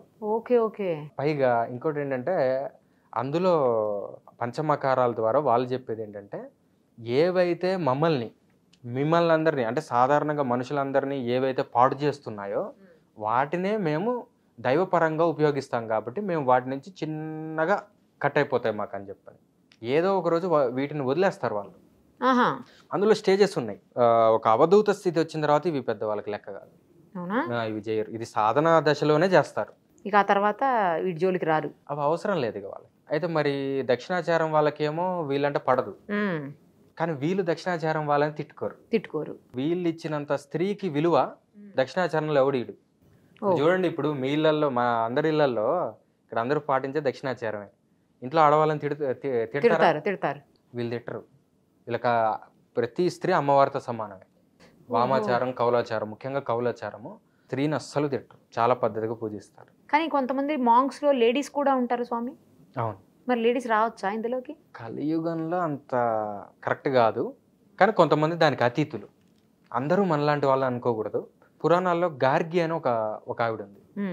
ఆవిడ జనక మహారాజు అష్టావక్రుడికి, జనక మహారాజు ఒక సభ పెడితే అష్టావక్రుడికి ఆత్మజ్ఞానం చెప్పిన ఆవిడ గార్గి అని ఆవిడ లేడీ సాధువు అనమాట. తర్వాత శారదామాత ఉంది, ఎవరు మన రామకృష్ణ పరమహంస వాళ్ళ వైఫ్. ఆవిడ కూడా ఎంతో మందికి ఆధ్యాత్మిక మార్గం నిర్దేశించింది. మేడం బ్లావట్స్కి ఉంది. ఎందుకు సౌరిస్ అని చెలంగారు ఉన్నారా, ఇది రైటర్ చెలంగారు వాళ్ళ కూతురు సౌరిస్ ఆవిడ పేరు. ఆవిడ ఎన్లైటెండ్. ఆవిడ ద్వారా చాలా మంది ఆధ్యాత్మిక మార్గంలోకి వచ్చారు. ఆవిడ మ్యారేజ్ చేసుకోలేదు. జిల్లాలో ముడమ్మ ఉంది, ఆవిడ మ్యారేజ్ చేసుకున్నారు, కానీ షీఈ్ లైక్ లేడీ మాంక్. మరి మ్యారేజ్ చేసుకున్న తర్వాత అంటే వాళ్ళు ఇంకా ఫ్యామిలీకి దూరంగా ఉంటారా? వాళ్ళు హస్బెండ్ వదిలేస్తారా? వదిలేరు. సన్యాసం తీసుకుంటే వదిలేయాలి, కానీ ఇందులో ఉండి కూడా చేయొచ్చు. దీన్నే తంత్ర మార్గం అంటారు. ఇప్పుడు జ్ఞాన మార్గం అనుకోండి, జ్ఞాన మార్గం, యోగ మార్గం అనుకోండి, వదిలేసి వెళ్ళటం అవసరం లేదని, వీటి వల్ల ఉపయోగం లేదని తెలుసుకొని వివేకంతో, వైరాగ్యంతో వెళ్ళటం. తంత్రం ఏంటంటే అందరూ వదిలేసి వెళ్తే ఇక సమాజం ఎందుకు, ఈ సృష్టి ఎందుకు? Okay okay. ఇక్కడే ఉండి భార్య బంధాలు, బాంధవ్యాలు ఇవి ఆటంకాలుగా కాకుండా స్టెప్పింగ్ స్టోన్స్ లాగా మార్చుకుంటారు. Stepping stones to spirituality for transformation. అట్లా మార్చుకునే పద్ధతి తంత్రం. ఈ తంత్రంలో మళ్ళీ 2 రకాలు. దక్షిణాచారం అంటే ప్రశాంతంగా శుద్ధమైన వస్తువులతో పాటించడం, వామాచారం పంచమాకారాలతో చేయటం. వామాచారం అందరికీ కాదు, దక్షిణాచారం ఎవరైనా చేసుకోవచ్చు. క్షుద్ర పూజలు చేస్తుంటారు కొంతమంది ఏమో శ్మశానాల్లో ఏవో పూజలు చేస్తూ ఉంటారు, కొంతమంది మాంత్రిక తాంత్రిక విద్యల కోసం ఏవో పూజలు చేస్తుంటారు, వాళ్ళకి ఆవహిస్తుందని చెప్పి ఏదో రావాలి అని చెప్పేసి. ఇవన్నీ నిజమా అండి? ఇదివరకు నిజం, ఇప్పుడు 10% నిజం. 10% ఉంది. ఈ క్షుద్ర పూజలు అంటే ఏమి లేదు, ప్రతి వాడికి వాడు చేసే సాధనతోటి ఎంతో కొంత వాడి యొక్క మనస్సుకు ఒక శక్తి వస్తుంది. వాడు దాన్ని అనుకుంటే జరిగే శక్తి, సంకల్పం వెంటనే నెరవేర్చుకోగనే శక్తి అనేది వస్తుంది. ఆ కాన్సన్ట్రేషన్ పవర్ వల్ల వచ్చేదన్నమాట. అది యోగులకి వస్తుంది, జ్ఞానులకి వస్తుంది, మంత్రం చేసేవాడికి వస్తుంది, తంత్రం చేసేవాడికి, అందరికీ వస్తుంది. దాన్ని నెగిటివ్గా ఉపయోగించుకోవడమే క్షుద్ర విద్య. అంటే ఎదుటి వాడిని హింసించడానికి ఉపయోగించుకునేది క్షుద్ర విద్య. అయితే పల్లెటూర్లలో ఇప్పటికీ కొన్ని చోట్ల ఉన్నది. ఆ వెనకటి తరాల నుంచి అనువంశికంగా కొంతమందికి అది విద్యను ప్రాప్తించి వస్తున్నది. ఓకే. నేను ఒకళ్ళిద్దరిని చూశాను ఇదివరకు ఎప్పుడో గత సంవత్సరాల్లో. ఇప్పుడు నాకేం ఆహా. కాంటాక్ట్లో లేరు కానీ ఉమ్. మేము తిరిగే వాటిల్లో తారసపడ్డారనమాట. వాడేంటి ఒక క్షణంలో అవతల వాడి కడుపులో నొప్పి తెప్పించగలడు. అమ్మో. ఒక వారం 10 రోజులు ఉంటుంది అది. అమ్మో, అమ్మో. కొంతమందికి యూటీఐ ఇన్ఫెక్షన్స్ తెప్పించగలడు. ఉమ్. ఇవి క్షుద్ర విద్యలు. అయితే ఈ వారం 10 రోజుల్లో వాడు ఏ డాక్టర్ దగ్గరికి వెళ్ళినా సరైన డయాగ్నోసిస్ అవ్వదు. ఆ. తర్వాత వీడు దానికి ఎన్ని మందులు వేసినా వారం రోజులు ఉంటుంది. వారం రోజులు పోగానే అది పోతుంది. ఇవి పనికిరాని విద్యలు. తర్వాత ఈ దశమహావిద్యలు చేస్తారు కొంతమంది. ఈ దశమహావిద్యలు చేస్తే కూడా కొన్ని మంచి సిద్ధులు లభిస్తాయి. వాటిని ఉపయోగించి షట్కర్మలను ఉంటాయి. ఉమ్. అంటే మారణము, ఒకరిని చంపేయటం, స్తంభనం, వాడిని కదలకుండా చేయటం, ఓ. వశీకరణం, వాడి మీద డామినేషన్ కలిగి ఉండటం, ఓహో. సమ్మోహనం, వాడిని కన్ఫ్యూజ్ చేయటం, ఉమ్. ఈ విద్వేషణం అంటే ఇద్దరు మంచి స్నేహితులుగా ఉన్నారనుకోండి, లేకపోతే ఇద్దరు విడగొట్టేయటం, ఉచ్చాటనం అంటే వాడు చేసే పనిలో వాడి కాన్సన్ట్రేషన్ లేకుండా ఫ్రస్ట్రేషన్ తెప్పించి వాడు ఆ చోటుని ఖాళీ చేసి వెళ్ళిపోవటం, ఇలాంటివన్నీ చేస్తూ ఉంటారు. ఇవి కూడా నేర్పించే వాళ్ళు ఉంటారా స్వామి? ఇవి నేర్పించే వాళ్ళు ఉన్నారు కానీ వాళ్ళు దొరకరు. కానీ కొంతమంది సొంతంగా అంత ప్రభావితంగా చేసుకోలేకపోయినా కొంత మేరకు సాధించుకోవచ్చు. నేను కొంతమంది దగ్గర విన్నాను, ఈ అంటే హస్బెండ్ని లొంగ తీసుకోవటం కోసం, లేకపోతే భార్యని లొంగ తీసుకోవడం, లేదంటే లవర్స్ని లొంగ తీసుకోవటం కోసం ఇట్లా చాలా సందర్భాల్లో మందు పెడతారు అని అంటారు. అది మళ్ళీ ఏదో కక్కించారు ఏదో సంథింగ్ చాలా అలా విన్నాను నేను. అంటే మీడియా ఫీల్డ్లో కదా విన్నాం అలాంటివి. నిజం అట్లా ఉంటుందా అసలు స్వామి? ఇదివరకు ఉండేది, ఇప్పుడు లేదు. కొన్ని మూలికలతోటి వీడి యొక్క శరీరంలోని మూత్రము కానీ వేరే ఇతర ద్రవ్యాలని అందులో కలిపి వాళ్ళకి తినిపించే ప్రక్రియలు ఇదివరకు ఉండేవి. నా దగ్గరికి ఒకళ్ళు వచ్చారు, అట్లా కొంచెం మందు పెట్టారు అది ఇది అని. అదే స్వామి, అలా వాళ్ళకి శంఖ ప్రక్షాళన చేయించడం జరిగింది. అంటే ఆ మందు ఒకవేళ పొట్టలో గనక ఉండి ఉంటే సూక్ష్మ రూపంలో దాని ప్రభావం ఉంటే శంఖ ప్రక్షాళన అంటే పేగులు క్లీనింగ్, వామిటింగ్ అది మోషన్ ద్వారా ఇంటెస్టినల్ క్లెన్సింగ్ అది. అది చేస్తే మొత్తం పోతున్నాను, ఆ ప్రభావం ఉండదు. అలాంటివి పోయినా కానీ ఇందాక మనం చెప్పుకున్న ఈ షట్కర్మలను ఉన్నాయి. అంటే ఉదాహరణకి కొన్ని విద్యలలో వాటి అప్లికేషన్ ఇప్పుడు తాంత్రికులు ఏం చేస్తున్నారో చెప్తాను నేను. రాజకీయ నాయకులకి వీళ్ళందరికీ వెళ్తుంటారు కదా, చాలా మంది రాజకీయ నాయకులు ఏదో క్షుద్ర పూజలు చేయించారు, లేకపోతే ఆవాహనం పూజలు చేయించారు, సక్సెస్ కోసం పూజలు చేయించారు, ఏదో చెప్తుంటారు. అసలు అది ఎంతవరకు నిజమో ఏంటో మరి. అంటే ఈ క్షుద్ర పూజల వల్ల ఉపయోగం లేదు. క్షుద్ర పూజల వల్ల ఏమవుతుందంటే ఒకరిని నాశనం చేయడానికే తప్ప వీడు బాగుపడడానికి ఉపయోగపడదు. Okay okay. పైగా వాటి ప్రభావం 40 రోజులు దాటి పనిచేయదు. ఇది ఒకటి ఉంటుందా? టైం పీరియడ్ కూడా టైం పీరియడ్ ఉంది. 40 రోజుల తర్వాత సైకలాజికల్ ఎఫెక్ట్ ఉంటుంది, ఫిజికల్ ఎఫెక్ట్ ఉండదు. వీడే ఎక్కువగా ఫీల్ అయిపోతూ ఉంటాడు. అయితే అసలు విద్యలు ఉన్నాయి, అవేంటంటే అంటే మామూలు జనాలు అందరం ఉపయోగించుకోవచ్చు. ఇవి తంత్ర సైన్స్ అన్నమాట. ఇది ఎట్లా అంటే ఇప్పుడు ఇంటర్వ్యూకి వెళ్ళాలి, వీడు ప్రిపేర్ అవుతాడు కానీ లోపల ఎక్కడో ఒక చిన్న ఫ్లేవర్ ఆఫ్ లెస్ కాన్ఫిడెన్స్ ఉంటుంది. అక్కడ ఏంటంటే బెరుకు భయం లాంటివి ఉండొచ్చు. లేదు వాళ్ళు ఒప్పుకుంటే నాకు నెలకు ₹1,00,00,000 జీతం అని ఒక సామాన్యుడి కంటే అమ్మో అది ఎట్లన్నా సాధించాలి, అది సాధిస్తే నా తరతరాలకు కష్టాలు ఉండవని అప్పుడు వీళ్ళకి యాంగ్జైటీ వస్తుంది. అప్పుడు వీళ్ళు చదువుకున్నా కూడాను ఆ టైంకి అది స్ఫురించకపోవచ్చు. యాంగ్జైటీ ఉంటే స్ఫురించకపోవచ్చు, చెప్పలేం. వాళ్ళకి ఏంటంటే వశీకరణం వాడుకోవచ్చు. కొన్ని మూలికలు ఉంటాయి, కొన్ని మంత్రాలు ఉంటాయి. బొట్టు పెట్టుకొని వెళ్ళినా లేకపోతే శరీరానికి కొంచెం పూసుకొని వెళ్ళినా అక్కడికి వెళ్తే కాస్త సక్సెస్కి ఎక్కువ ఛాన్స్ ఎక్కువ ఉంటుంది.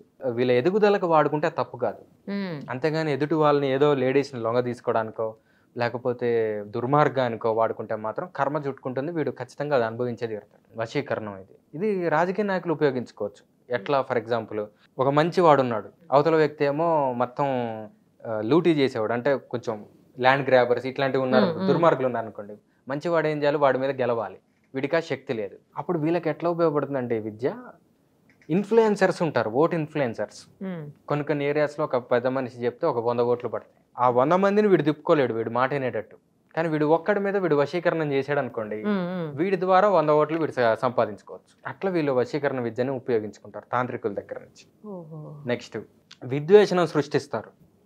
ఎదుటి వ్యక్తి యొక్క సామభేద దండోపాయాలంటారు కదా, అట్లనే ఇందులో ఏం చేస్తారంటే ఎదుటిగా ఉన్న కంటెస్టెంట్లకి వాళ్ళ చుట్టూ ఉన్న ఎవరైతే మనీ సప్లై చేస్తుంటారు, అంటే కాస్త ఫండ్స్ ఇస్తుంటారు కదా, వాళ్ళకి మధ్య ఒక చిచ్చు పెడుతుంటారు ఇటువంటి తంత్రాలు ఉపయోగించి. ఉమ్. అందులో ఎట్లా కుక్కకి సంబంధించిన వెంట్రుకలు, పిల్లికి సంబంధించిన గోర్లు, అమ్మో. ఆ, వీటిని క్లబ్ చేసి వాటి ద్వారా కొన్ని హోమాలు చేస్తారు. డిఫరెంట్ గా ఉంటాయి. ఉమ్. అంటే వైర జంతువులు ఆహా, పడని జంతువులు ఏవైతే ఉంటాయో వాటి కుక్కకి, నుంచి దీని పిల్లికి నుంచి ఒక పడదు. భాగం తీస్తారు, దాని నుంచి ఒక రైట్ భాగం రైట్, తీస్తారు. ఓకే. లాజికల్ కదా. సార్. తీసి దానికి శాస్త్రంలో చెప్పిన విధానాలు, అంటే దశమా విద్యలో ఒక విధానం ఉంటుంది, ఆ, దత్తాత్రేయుడి శాస్త్రాల్లో ఒక విధానం ఉంటుంది, శ్రీ విద్యలో ఒక విధానం ఉంటుంది. ఓకే. ఒక్కొక్కటి ఒక్కొక్క విధానం. ఇదే కాదు, ఇంకా మారణం అని ఇంకో ప్రక్రియ ఉంది. పుత్తలి ప్రయోగం అని ఎప్పుడైనా విన్నారా? విన్నాను సార్. బొమ్మ తయారు చేసి చేసి చేస్తుంటారు. అదే చేతబడి అవి కూడా ఏదో అంటారు సంథింగ్ వాటిని. ఇక వీడికి ఎంతకీ లొంగకపోతే బాణామతి. అవి చిన్న చిన్నవి, ఓ. అవి చీలంగ విద్యలు బాణామతి, అవి ఆ, చిన్న చిన్న, అవి ఇప్పుడు లేవు. ఈ పుత్తలి ప్రయోగము అటు సైడ్ ఉంది, నార్త్ ఈస్ట్ ఓహో. Side, okay. 7 sisters of India అంటారు కదా, ఆ, అటు సైడ్ ఉన్నది ఇప్పటికి. బెంగాల్, కేరళ, ఓ. అక్కడ వీళ్ళు ఏం చేస్తారంటే కొన్ని రకాల మట్టి తీసుకొచ్చి ఆ శత్రువు యొక్క రోమాలు, గోర్లు ఇవన్నీ తీసుకొచ్చి దాని నుంచి ఒక బొమ్మ తయారు చేసి దానికి ప్రాణప్రతిష్ఠ చేసి ఉమ్. దీనికి రేగు ముళ్ళుతో గుచ్చటం కానీ, ఒక ఇనప శీలతో గుచ్చటం కానీ, దీనికి మళ్ళీ ఒక్కొక్క అంగానికి పాడ్యమి నుంచి పౌర్ణమి వరకు ఏ అంగానికి గుచ్చితే ఆ అంగం పాడవుతుందో అనేది ఒక లెక్క ఉంటుంది. బాబోయ్. మళ్ళీ పౌర్ణమి నుంచి అమావాస్య వరకు కొన్ని అంగాలు, స్త్రీలకైతే ఒక రకం, పురుషులకైతే ఒక రకం, ఇట్లా చేస్తూ ఉంటారు. అమ్మో. ఇది కూడా చేస్తూ ఉంటారు. కొంతమంది రాజకీయ నాయకుల మీద చేశారు ఇది వరకు. Okay, okay. ఒక పెద్ద లీడర్ మీద చేస్తే ఒక పీఠాధిపతి వదిలిచ్చారు పాపం. ఇలాంటి వాటిని వదిలించేదానికి కూడా విద్య ఉంటుంది, అంతే కదా సార్? ఖచ్చితంగా చేసేటప్పుడు ఉంటుంది. ఉన్నప్పుడు దానికి విడుదలకి కూడా ఉండాలి కదా, మరి. ఉండాలి, విరుగుడుకు కూడా ఉంటుంది. ఇవన్నీ పని చేయకుండా కూడా కొన్ని యంత్రాలు ఉంటాయి, అవి పెట్టుకోవచ్చు. దాని తర్వాత ఉచ్చాటనం చేస్తారు. ఎట్లా? ఫర్ ఎగ్జాంపుల్ ఎక్కడో ఎన్ఆర్ఐస్ ఉంటారు, ఉమ్, ఉమ్, ఉమ్. వాళ్ళు సడన్ గా వాళ్ళకి ఈ లోకల్ సినారియో మీద వాళ్ళకి గ్రిప్ ఉండదు. ఉమ్, వాడు ఎక్కడో సంపాదిస్తాడు విపరీతమైన డబ్బు, ఉమ్. డైరెక్ట్ డబ్బులు గుమ్మరిచ్చి నేను ఎమ్మెల్యే అవ్వాలనుకుంటాడు. అవును. అది లోకల్గా ఎన్నో సంవత్సరాల నుంచి కష్టపడి ఒక కూటమి తయారు చేసుకుని ఒక అండదండలుగా అందరికి ప్రజల్లో గ్రౌండ్ వర్క్ చేసుకున్న వ్యక్తికి అది నచ్చదు. వీడిని పంపించాలి అర్జెంట్గా ఇక్కడి నుంచి. అక్కడ ఉచ్చాటన ఉపయోగిస్తారు. లేదు, ఆల్రెడీ గ్రౌండ్ వర్క్ చేసుకున్నా కూడా వీడు దుర్మార్గుడు అనుకోండి, వీడి వల్ల ఉపయోగం లేదు, వీడు ఇంకా ఆస్తులు పెంచుకోవడానికి చేస్తాడని చెప్పని ఎన్ఆర్ఐలో కొంతమంది మేధావులు ఉండి ఉమ్. అమెరికా ఇంత డెవలప్ అయింది, మన దేశాన్ని కూడా ఇట్లా డెవలప్ చేయాలని కొంచెం మంచి వాళ్ళు ఉంటారు, అవును సార్. వాళ్ళు వీడి మీద ఉపయోగిస్తారు. ఇట్లా మంచిగా ఉపయోగించుకోవచ్చు, తప్పులేదు. కానీ నేను బతుకున్నంతకాలం నేనే ఉండాలి, అదే అట్లా ఉపయోగించుకుంటే తప్పు. చెడు ఆలోచనలతో చేస్తే. ఏదో ఒక టైంలో ఉంటుంది. కానీ ఇందులో రూల్ ఏంటంటే ఈ పుత్తలి ప్రయోగాలు ఇటువంటి వాటిల్లో అందరి మీద చేస్తే పని చేయవు. అవతల వాడి జాతకం బాగున్నప్పుడే చేయాలని చెప్తుంది శాస్త్రం. వాడి జాతకం బాగాలేనప్పుడు చేస్తే వీడి నాశనం అవుతాడు. మరి అవతల వాళ్ళ జాతకం బాగుందో లేదో ఎలా తెలుస్తుంది సార్? తెలుసుకోవాలి. అంటే వాడి వైభవాన్ని చూస్తే కొద్దిగా గొప్ప అర్థమవుతుంది. ఓహోహో. జాతకం ఉంటే ఇంకా బెటర్. ఇంకొకటి కూడా చెప్పారు, అవతల వాడికి సరైన రాజగురువు, ఉమ్. అంటే ఇటువంటి తాంత్రికులే వాడి దగ్గర కూడా ఉంటే, వీడికంటే పవర్ఫుల్ వాళ్ళు ఉంటే వాడి మీద పనిచేయదు, అది రివర్స్ అయ్యి వీడికే వస్తుంది. వీడికే వస్తుందేమో. ఇట్లాంటివి కూడా ఉంటాయి. పోనీ అత్యంత గురుబలం కానీ గొప్ప గొప్ప బాబాలను, పీఠాధిపతులను, లేకపోతే మంచి ఉపాసకులను నమ్ముకొని వీళ్ళు చెప్పిన మార్గంలో ఏదో కొద్దో గొప్ప వాళ్ళు ఉపాసన ఏదో సాధన చేసుకుంటున్నారు అనుకోండి, వాళ్ళ మీద అంత ప్రభావం చూపెట్టవు ఇవేవి కూడా. ఏదైనా కూడా సాధకులు కొన్ని చేయగలరు, అయితే అందులో డౌటే లేదు. 100%. ఎందుకనంటే it's all about matter and energy, to utilize matter and energy in the way we want. That is all about tantra. తన్యతే విస్తార్యతే జ్ఞానం అనేన ఇది తంత్రం అని డెఫినేషన్ దానికి. ఓకే. జ్ఞానాన్ని విస్తరింపజేయటం, స్ప్రెడ్ చేయటం. అంటే విస్తరింపజేయటం అంటే జస్ట్ ఇన్ఫర్మేషన్ కాదు, ఇన్ఫర్మేషన్ కాదు, టెక్నికల్గా. ఉమ్, ఉమ్, ఉమ్. ఇప్పుడు వ్రతాలలో ఈ దీపం ఇటు పెట్టండి, ఈ నిమ్మకాయ ఇక్కడ పెట్టండి, ఇదంతా తంత్రానే. కాకపోతే ఇది ఇంకొకరిని హామ్ చేయకుండా చేసే తంత్ర. దక్షిణ తంత్రం, వామతంత్రం అని చెప్పుకున్నాం అవును కదా. సార్, అవును. దక్షిణ తంత్రం అంటే మనందరం ఫాలో అయ్యేది, ఉమ్. వామతంత్రం అంటే కొంచెం ఎక్స్ట్రీమ్. ఏదైనా అల్టిమేట్ గా డివైన్ పవర్. అన్నిట్లో ఉన్నది కూడా డివైన్ పవర్. ఇప్పుడు మద్యం ఉంది, మద్యం మనందరం ఏమనుకుంటాం, వచ్చి మద్యం తాగుతాడు వీడు వ్యసనపరుడు అనుకుంటాం. అనుకుంటాం. కానీ కౌలాచార కులార్ణవం కానీ కౌలాచార శాస్త్రాల్లో చూస్తే మద్యము ఎవరైతే సేవిస్తారో వాడు భైరవుడితో సమానం అని చెప్పారు. అక్కడ తప్పు కాదు, మనకు అది తప్పు. తప్పు. అట్లా ఒక డాక్టర్ డైసెక్ట్ చేస్తున్నాడు అనుకోండి బాడీని, తప్పు కాదు. మనం చేస్తే మర్డర్. అమ్మా, మనం చేస్తే మర్డరే, వాళ్ళు చేస్తే పోస్ట్ మార్టం, లేదంటేనేమో ఎడ్యుకేషన్ వాళ్ళకి. అది శవ సాధన కూడా ఎక్స్ట్రీమ్ లెవెల్ ఆఫ్ వర్షిప్ అన్నమాట. అది ఎవరికి అఘోరాలు చేస్తారు, వామాచారులు చేస్తారు. కౌలాచారంలో ఈ మధ్య కాలంలో అయితే జరగలేదు, వామాచారంలో అయితే జరిగింది. అఘోరాలు కొంతమంది చేశారు. కాశీలో ఇప్పటికీ చేస్తూనే ఉంటారు, అవునా? మీరు ఎప్పుడు వెళ్ళినా కూడా దొరుకుతూనే ఉంటారు, చేస్తూనే చూడొచ్చు కూడా మీరు లైవ్గా. వాళ్ళు ఏంటంటే భయాన్ని గెలవటానికి, తర్వాత కొన్ని సిద్ధశక్తులు సంపాదించడానికి చేస్తుంటారు. అఘోరి విమలానంద అని ఆయన చేశాడు. 3 టైమ్స్ చేశాడు ఆయన. ఆ, ఆయన లైఫ్ టైంలో ఫస్ట్ టైంకే ఆయనకి శ్మశాన తార దర్శనం అయింది. శ్మశాన తార అని దశమహావిద్యల్లో ఒక దేవత అనమాట. ఆహా, ఆయనకి అప్పుడే ఫ్రెష్గా వాళ్ళ గురువు గారు జీనా చంద్ర సూరి అని చెప్పిన ఒక జైన్ మాంక్. ఉమ్, ఆయన జీవితంలో సక్సెస్ అవ్వలే. ఓహో, 40 ఏళ్ళుగా ఆయన ఒక యంత్రము అదంతా పూజించుకున్నది తీసుకొచ్చి ఈ పిల్లవాడి జాతకం చూసి చెప్తాడనమాట. ఇతని జాతకంలో శవసాధన సక్సెస్ అవుతుందని చెప్పని ఇతన్ని తీసుకొచ్చి ఇతనికి ఈ విద్యలు నేర్పించి ఒకరోజు కూర్చోబెట్టి చేయిస్తాడు శవసాధన. అతన్ని భయపెట్టి ఎట్లా నువ్వు చేయకపోతే నేను చంపేస్తాను అది ఇది అని చెప్పని మొత్తానికి అయితే చేపిస్తాడు. ఉమ్, అప్పుడే ఫ్రెష్గా తీసుకొచ్చిన ఒక తరుణి అంటే ఒక యూత్ గర్ల్, ఒక స్త్రీ దేహాన్ని ఇక్కడ పెట్టి చేపిస్తారు. అబ్బో, దాని చుట్టూ ఒక సర్కిల్ గీస్తారు, కీలనం అంటారు దాన్ని. ఆ, అంటే శవంని ఉత్తేజితం చేసినప్పుడు కొన్ని గోష్ఠులు వస్తూ ఉంటాయి, వాటి వల్ల వీడికే ప్రమాదం రాకుండా కీలనం చేస్తారు. ఆహా, దాని తర్వాత దాని నోట్లో నూనె పోసి ఒత్తి పెట్టి దీపం వెలిగిస్తారు. అమ్మో, దాని తర్వాత కొన్ని మంత్ర సాధన చేస్తారు. అప్పుడు ఆ శవం లేస్తుంది సడన్గా. ఆ, అప్పుడు వీడు తట్టుకోవాలి. భయపడకూడదు. అంతే కదా. ఇలాంటి సాధనలు ఇప్పుడు కూడా చూడొచ్చా సార్ అక్కడ? ఇప్పుడు పగలపూట చేస్తున్నారు, వాటి వల్ల పెద్ద ప్రభావం ఏమి ఉండదు.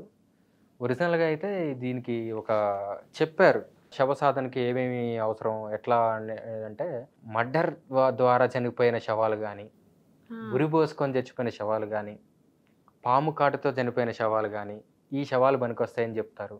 దాని తర్వాత ఇవి ఎక్కడో దూరంగా జరుగుతాయి, జరగకుండా అయితే ఉండవు, ఎవడో ఆపలేడు, మనం చూడలేం. ఇందులో విచిత్రాలు కూడా జరుగుతాయి. ఎట్లా అంటే ఒకసారి అంటే ఒక కథ ఇది జరిగిందే రియల్ స్టోరీ. ఒక అఘోరా చేస్తాడనమాట శవసాధన. ఒక అఘోరా ఏం చేస్తాడు, అప్పుడు మంచి ఒక శవాన్ని తెచ్చుకుంటాడు, మంచిగా పెట్టుకొని అడవిలో పెట్టుకొని శవం మీద కూర్చొని చేస్తుంటే ఒక పులి వస్తుంది. పులి వచ్చి వీడిని తినేస్తుంది, అఘోరాన్ని తినేస్తుంది. అయితే ఈ అఘోరా శవాన్ని తెచ్చుకునే ముందే అక్కడ ఎక్కడైతే కూర్చుంటాడో ఆ చెట్టు మీద ఇంకొకటి ఉంటాడు. ఇంకో అఘోరా కాదు, ఎవడో. అది అఘోరాన్ని పులి తినేసి వెళ్ళిపోతుంది. అప్పుడు చెట్టు మీద కూర్చున్న వాడు ఏం చేస్తాడంటే ఈ ప్రాసెస్ మొత్తం చూస్తాడు. ఊరికే ట్రై చేద్దాం మనం కూడా, పులి అయితే వెళ్ళిపోయింది కదా అని చెప్పి వీడు కూర్చుంటాడు ఆ శవం మీద. వీడు కూర్చొని వీడు చేస్తాడు ఆ సాధన. ఎమ్మడే అమ్మవారు ప్రత్యక్షం అవుతుంది, వీడికి సక్సెస్ అవుతుంది. అది వీడు అడుగుతాడు, అమ్మ మరి ఇందాకే వాడు మహామాంత్రికుడు లాగా ఉన్నాడు, మరి వాడికి ఎందుకు సక్సెస్ కాలేదు, పులి ఎందుకు తిన్నది, మరి నాకు నువ్వు కనబడ్డావు ఏంటంటే, నాయన నువ్వు అనేక జన్మల నుంచి నన్ను కొలుస్తున్నావు, అందుకని నీకు సక్సెస్ అయింది, వాడికి ఇంకా కొన్ని జన్మలు మిగిలి ఉన్నాయి, ఆ పులిగా వచ్చింది ఎవరో అనుకోడు, పులి కాదురా నేనే వచ్చి వాడిని భక్షించానని చెప్పండి. ఇట్లాంటివి ఇవి ఎక్స్ట్రీమ్ సాధనలు, అందరికీ కాదు. అసలు జన్మలు నిజమా స్వామి? జన్మలు ఉంటాయా?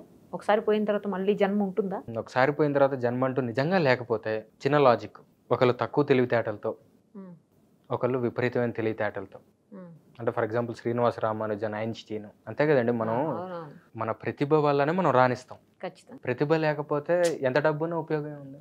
అట్లానే ఒకటికి ప్రతిభ ఎక్కువ ఉండటం సహజంగా, ఇంకోటికి తక్కువ ఉండటం హెచ్చు తగ్గులు. దాని తర్వాత ఒకళ్ళకి పుట్టుకతోటే రిచ్ ఫ్యామిలీస్లో పుట్టడం, గోల్డెన్ స్పూన్, ఒకళ్ళేమో కటిక పేదరికంలో పుట్టడం. నిజంగా ఒక్కటే జన్మ ఉంటే హెచ్చు తగ్గులే ఉన్నాయి అనుకోండి, అసలు ఏమైనా మీనింగ్ ఉందా? అప్పుడు దేవుడు ఏమవుతాడు, అందరికంటే పెద్ద క్రిమినల్ వాడే అవుతాడు. అంతే కదండి. ఏ పాయింట్లో నువ్వు నాకు ఇది ఇచ్చావు అని అడగాలంటే ఉండాలిగా ఏదో ఒకటి. ఇది చంద్రశేఖరేంద్ర సరస్వతి స్వామి వారిని ఒక లేడీ వచ్చి అడుగుతుంది ఇదే ప్రశ్న. స్వామివారు అంటారు, కంచిపీఠాధిపతి పరమాచార్య అని వినే ఉంటారు మీరు దగ్గరలో ఉన్న గవర్నమెంట్ హాస్పిటల్కి రేపు ఒకసారి వెళ్ళేసి రండి, పొద్దున పూట ఒకసారి విజిట్ చేసి రండి అని చెప్పినట్టు వెళ్ళి వస్తుంది ఆవిడ. వెళ్ళి వచ్చి స్వామి నాకు అర్థమైంది, జన్మలు ఉన్నాయంటుంది. ఎట్లా చెప్తున్నావు అన్నాడు. చూశాను, కొంతమంది పుట్టుకతోటి డార్మెటరీలో డెలివరీ అవ్వటం, కొంతమంది పిల్లలు, కొంతమంది డీలక్స్ రూమ్లో, కొంతమంది ఏసీ రూముల్లో. అంటే ఏ ఫ్లాష్ బ్యాక్ లేకపోతే వీడు ఆ కుటుంబంలో పుట్టాలి, వీడు ఈ కుటుంబంలో పుట్టాలి అనేది ఎట్లా ఉంటుంది లాజికల్గా? నేను ఏదో పాత మూవీలో ఎన్టీ రామారావు గారిది ఓల్డ్ బ్లాక్ అండ్ వైట్ మూవీలో చూశాను. అందులో చనిపోయిన తర్వాత తప్పులు చేసిన వాళ్ళందరినీ ఆయిల్లో వేసి వేయించడము, మంచి చేసిన వాళ్ళందరినేమో వాళ్ళకి అన్ని అతిథి మర్యాదలు చేయటము, అక్కడంతా అట్లా చేస్తున్నారు, పైన నరకము ఇది స్వర్గము అనేది. అది నిజమా అండి? ఉంటాయా? మనిషి చనిపోయిన తర్వాత సూక్ష్మ శరీరం బయటికి వెళ్తుంది, ఈ బాడీ ఇక్కడే ఉంటుంది. ఆ బయటికి వెళ్ళిన తర్వాత దానికి 3 ఆప్షన్స్, ఇంకా గట్టిగా చెప్పాలంటే 4 ఆప్షన్స్. ఒకటి నరకానికి వెళ్ళటం, ఎక్కువగా పాపాలు ఉంటే కనుక నరకంలో ఆ బాధలు అనుభవించటం, లేదు పుణ్యాలు ఎక్కువ ఉంటే కనుక స్వర్గానికి వెళ్ళటం. మూడోది రెండిటికి వెళ్లకుండా ప్రేతమే తిరగటం, అంటే పిశాచం. అదే అదే సార్. ఈ చిన్న కర్మలు పెద్ద కర్మలు చేస్తారు కదండి, అంతవరకు దాన్ని ప్రేతం అంటారు, technical term. It is about to get a body. దాని తర్వాత ఒక న్యూ బాడీ వస్తుంది. నరకానికి వెళ్ళాలంటే కూడా ఒక బాడీ కావాలి, దాని పేరు యాతనా శరీరం అంటారు. అంటే వాళ్ళు బాధలు పెడుతున్నారు అనుకోండి, ఆ యాతనా శరీరానికి మృత్యు ఉండదు, బాధ మాత్రం ఉంటుంది. ఫ్రై చేశారు, ఫ్రై అవుతాడు, చచ్చిపోడు. యాతనా శరీరం యొక్క లక్షణం అది, పెయిన్ మాత్రమే ఉంటుంది. అది ఆ లోకానికి పనికొస్తుంది. ఆ నరకం అనేది గరుడ పురాణం చెప్పిన దాని ప్రకారం మనం ఉన్న ఏరియా నుంచి 110 యోజనాలు నైరుతి దిక్కులో ఉందని చెప్తారు. అంటే 110 × 11 మైళ్ళు. ఒక యోజనం అంటే 11 మైళ్ళు. అది నరకం యొక్క పరిస్థితి. ఇంకొకటేమో స్వర్గము. అక్కడ దాన్ని భోగ శరీరం అంటారు.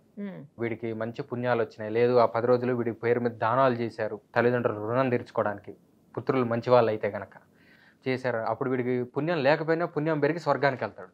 లేదు వీడి జీవితంలో వీడు చేసిన మంచి పనుల వల్ల స్వర్గానికి వెళ్ళే ఆప్షన్ ఉంటుంది. దేవతా ఉపాసనల వల్ల వెళ్తారు. ఆ స్వర్గంలో కూడాను సుఖం అనుభవించడానికి కూడా ఈ శరీరం సరిపోదు. ఉదాహరణకి మనకి ఇష్టమైన పదార్థం, ఫర్ ఎగ్జాంపుల్ ఏదైనా స్వీటో బిర్యానీయో ఏదైనా అనుకుందాం, ఎంత తినగలం మనం? కొంతవరకు. తర్వాత తినబుద్ధి వెగట్ వచ్చేస్తుంది, పొట్ట నిండిపోతుంది, తర్వాత వామిటింగ్ వచ్చేలాగా అయిపోతుంది. కాబట్టి శరీరానికి లిమిట్ ఉంది. సుఖానికి కూడా ఈ శరీరం పనికిరాదు. సో అక్కడ ఏంటంటే భోగ శరీరము సుఖానికి తప్ప దేనికి పనికిరాదు. ఎంత తిన్నా ఓకే, ఆ టేస్ట్ని ఇక ఇంకా ఇంకా ఇంకా లిమిట్ ఉండదు. అందుకని ఆ ప్రత్యేకత ఉంది అక్కడ. ఇది నిజమా అబద్ధమా అనే డౌట్ ఉంటే ముక్తానంద మహర్షి అని చెప్పిన ఒక ఆయన ఉన్నాడు. ఇప్పుడు ఉన్నారా? ఇప్పుడు లేరు. ఆ ముక్తానంద మహర్షి ఎవరంటే గణేష్పురి నిత్యానంద. ఈ నిత్యానంద కాదు స్వామి, అవును, ఈ కైలాసగిరి ఆయన కాదు, గణేష్పురి నిత్యానంద అని ఆయన అవధూత. వాళ్ళ శిష్యుడు ఒక ఆయన ఉన్నాడు, ముక్తానంద మహర్షి అని. ద ప్లే ఆఫ్ కాన్షియస్నెస్ ఇంగ్లీష్లో, తెలుగులో చిత్శక్తి విలాసం, హిందీలో చిత్శక్తి విలాస్. ఆ బుక్లో ఆయన ఆస్ట్రల్ ట్రావెల్ చేస్తాడు బతుకున్నప్పుడే. సూక్ష్మ శరీరంతో ఈ లోకాలన్నీ ఉన్నాయా లేవా అనేది ఒక రౌండ్ వేసి వస్తాడు అనమాట. ఇవన్నీ ఉన్నారని ఆయన, మీరు అమావాస్యలకి అప్పుడు నువ్వుల నీళ్ళు వదులుతారు కదా అందరూ, అవన్నీ నిజమే, వదలండి, వాళ్ళు పుచ్చుకునే వాళ్ళు ఉన్నారు అక్కడ, మీ వాళ్ళందరూ అని చెప్పినట్టు. సో అయితే మనం చేసిన పనులను బట్టే స్వర్గానికి పోతామా, నరకానికి పోతామా, లేకపోతే మధ్యలో తిరుగుతామా? ఒకవేళ వీడికి కర్మలు చేయకపోతే మధ్యలో తిరుగుతాడు, వాడు పిశాచం అవుతాడు. లేదు కొంతమంది ఈ కర్ణ పిశాచి విద్యలు చేసే వాళ్ళు కొంతమంది ఉంటారు. జ్యోతిష్కుల్లో కొంతమందిని చూసే ఉంటారు చాలామంది. వాడు ముఖం చూసి చెప్తూ ఉంటాడు. అవును, కొంతమంది చెప్తారు సార్, కరెక్టే. వెంటనే నీకు ఇది రాబోతుంది, అది రాబోతుంది, ఇది గతంలో, అది అసలు తెలియకపోయినా చెప్తారు. గతాన్ని గురించి ఎక్కువగా మ్యాచ్ అవుతుంది. అవును, భవిష్యత్తు గురించి కొంచెం తక్కువగా మ్యాచ్ అవుతుంది. తెలియదు కదా మనకు భవిష్యత్తు. అదేమిటంటే కర్ణ పిశాచి అని ఒక పిశాచ విద్య, అది సాధన చేస్తారు వాళ్ళు. వాటికి కొన్ని బలులు ఉంటాయి, ఏదో చేస్తారు. సిద్ధి పొందితే ఏంటంటే చెవులో చెప్తూ ఉంటుంది అది. అయితే దాని రూల్ ఏంటంటే, పిశాచ విద్యలు ఎవడు సాధన చేసినా, దేవతా విద్యలు సాధన చేశారనుకోండి, వినాయకుడో ఇటువంటి ఏవి చేసినా కూడా సేఫ్, వాడికి ఏమి కాదు, మంచి రక్షణ అన్నీ లభిస్తాయి. పిశాచ విద్యలు ఏంటంటే ఇన్స్టెంట్గా రాకెట్ లాగా వాడు పైకి లేస్తాడు సమాజంలో. కానీ చనిపోయిన తర్వాత చివరి చావు భయంకరంగానే ఉంటుంది. నాకు తెలిసిన ఒక పంతులు ఉండేవాడు, ఆయన కర్ణపిశాచ్ చేసిన వాడే. ఇట్లా చాలా ఇబ్బందులు వచ్చినాయి అతనికి. లాస్ట్లో మంచాన పడి చాలా వికృతమైన చావు చనిపోయాడు. చనిపోయిన తర్వాత ఏంటంటే దాని రూల్ ఏంటంటే, వాడు కూడా ఖచ్చితంగా పిశాచాల్లోనే కలవాలి. ఈ పిశాచం వీడికి ఎన్నాళ్ళు అయితే సేవ చేసిందో, ఎన్ని సంవత్సరాలు సేవ చేసిందో, అన్ని 100 సంవత్సరాలు వీడు ఆ పిశాచానికి సేవ చేయాలి. ఇది రూల్ పిశాచ విద్యకి. యాక్చువల్లీ మన దగ్గర తిరుగుతూ ఉంటారు, మన చుట్టూరు అంటారు, నిజమా సార్ అది? మొత్తం 36 అంటే మనకంటే కొంచెం పై లెవెల్ బీయింగ్స్ అనమాట అవి. పిశాచాలేమో మనకంటే కింది స్థాయి బీయింగ్స్, మనకంటే కొంచెం పై స్థాయి జాతులు యక్షులు. ఎవరికి హార్మ్ చేయరంట కదా? ఎందుకు చేయరు? చేస్తారా? ఈ అతి మార్గికులని, కాపాలికులు, కాలముకులు, అఘోర పంతులని 3 రకాలు ఉన్నారు. ఇదివరకు కర్ణాటకలో ఉండేవారు. శంకరాచార్యులు లేకపోతే ఇప్పుడు మొత్తం కాపాలికులే మన అందరినీ చంపేవాళ్ళు. అసలు వాళ్ళు చేతిలో పుర్రె, అదే కపాలము, బొక్కల మాలలు వేసుకొని భైరవ ఉపాసకులు వాళ్ళంతా. అఘోరాలు కూడా ఆ మార్గంలో చెందిన వాళ్ళే. ఏది అతి మార్గికులు అంటారు వాళ్ళని. వాళ్ళకి కంప్లీట్ వామాచారం అనటానికి లేదు, వామాచారం వేరు, ఇట్ ఈస్ కంప్లీట్లీ అండర్ తంత్ర. 36 యక్షిణీ విద్యలు ఉన్నాయి మొత్తం. ఈ 36 యక్షిణీ విద్యల్లో ఇందాక మనం చెప్పుకున్నాం, ఒకటి హంసిని, ఒకటి ప్రమోది అని చెప్పి. ఆ 36 యక్షిణీ విద్యలు ఒక్కొక్క యక్షిణీ విద్య ఒక్కొక్క రకంగా సాధన చేయాలి. కొన్నేమో చెరువు పక్కన చేసే ఉంటాయి, కొన్నేమో నదీ తీరంలో చేసే ఉంటాయి, కొన్ని శ్మశానంలో చేసే ఉంటాయి, కొన్ని 4 రహదారుల మధ్యలో చేసే ఉంటాయి. ఇన్ని లక్షలు జపం చేయాలని ఉంటుంది. ఒక్కొక్క దానికి ఒక్కొక్క ఫలితం ఉంటుంది. కొన్ని కొన్ని యక్షిణులు ఏం చేస్తాయంటే దివ్యమైన రసాయనాలు ఇస్తాయి. ఇప్పుడు రసాయనాలు అంటే కొన్ని కెమికల్స్ అనుకోవచ్చు. వాటి వల్ల మనకి మంచి వజ్రకాయం వస్తుంది. కొన్ని యక్షిణులు పాదుకలు ఇస్తాయి. మనోవేగంతో ఎక్కడికైనా ప్రయాణించవచ్చు. బహుశా కొంతమంది హిమాలయ యోగులు క్షణంలో ఇక్కడి నుంచి అక్కడికి వెళ్ళటం అనేది ఈ యక్షిణీ విద్య వల్ల అయి ఉండొచ్చు. వీటిని సాధన చేసే వాళ్ళు ఉంటారు. నిజంగా అమాయకత్వంగా 100% దాని మీద కాన్సన్ట్రేషన్తో చేస్తే అవి ఫలిస్తాయి. నాకెవరో చెప్పారు పెద్ద ఆయన, యక్షులు మన ఇంట్లో మన చుట్టూరు కూడా ఉంటారు, మనకు సంబంధించిన పెద్దవాళ్ళలో నుంచే వాళ్ళు ఉంటారు.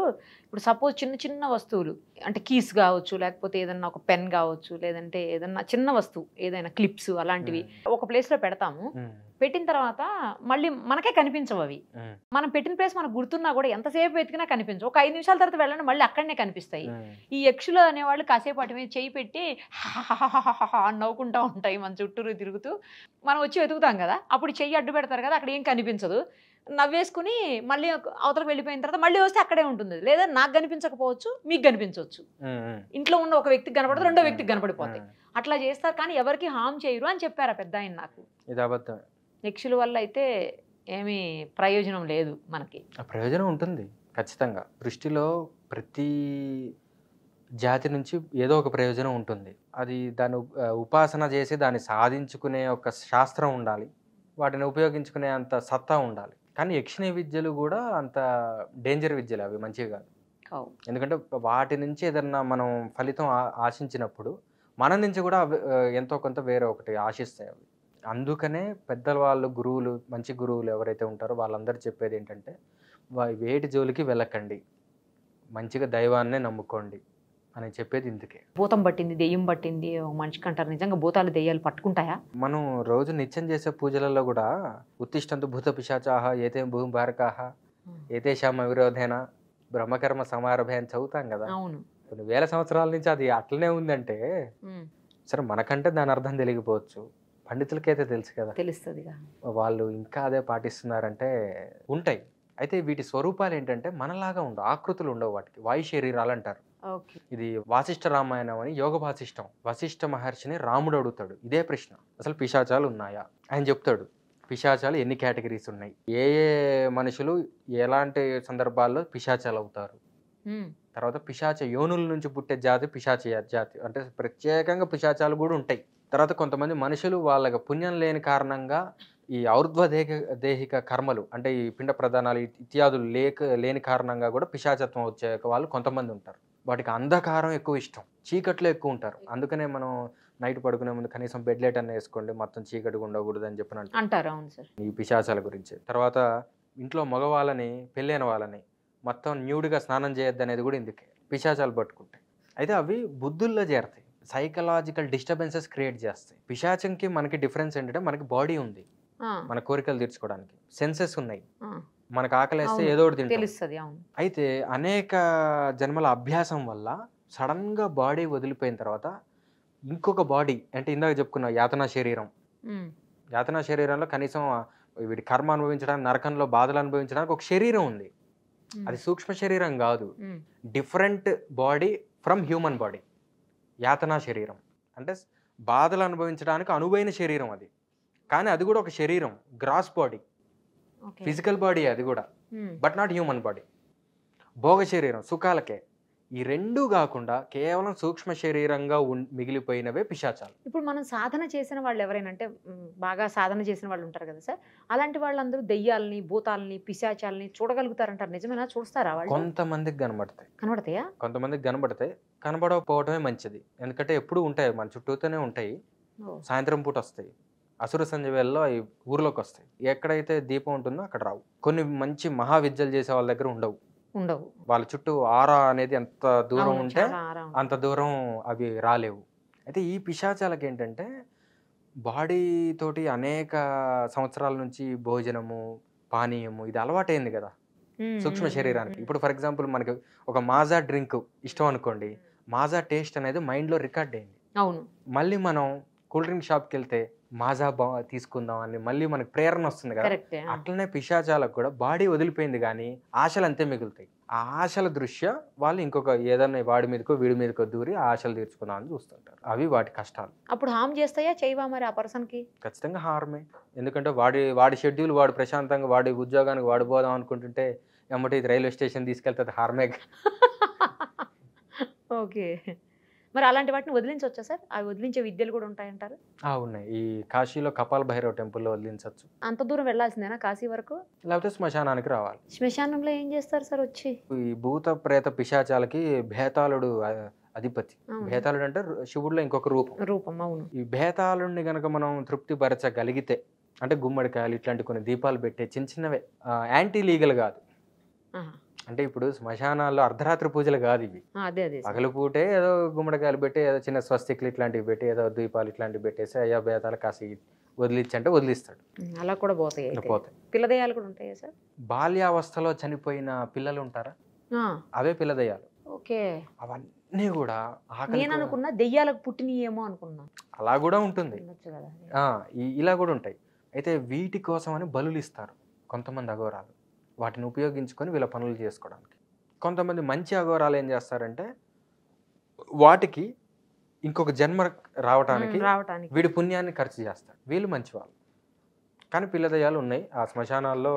వాళ్ళు ఒకేసారి ఆర్తనాదాలతోటి వీళ్ళు పెట్టే స్వీట్స్ కానీ రక్త తర్పణలు కానీ తీసుకుంటాయి. అవి ఇది అఘోర ట్రిలాగీలో మీరు చూడొచ్చు. అఘోర విమలానంద స్టోరీ మొత్తం ఈ రాబర్ట్ స్వబోధ అని ఒక ఆయన రాశాడు. అతను ఒక ఫారినర్ రాశాడంటే మనం అంత తేలిగ్గా తీసేయాలి. ఎవరన్నా దగ్గర వాళ్ళు బంధువులు చనిపోయినప్పుడు ఇదివరకు ఇట్లాగా శ్మశానాలకు లేకపోతే ఆ బరియల్ గ్రౌండ్స్ ఏవైతే ఉంటాయి కొన్ని ప్లేసెస్ అక్కడికి తీసుకువెళ్లకుండా కొంతమంది ఫామ్ హౌసెస్లో వాళ్ళ పొలాల్లో అట్లా దహన సంస్కారాలు చేస్తున్నారు.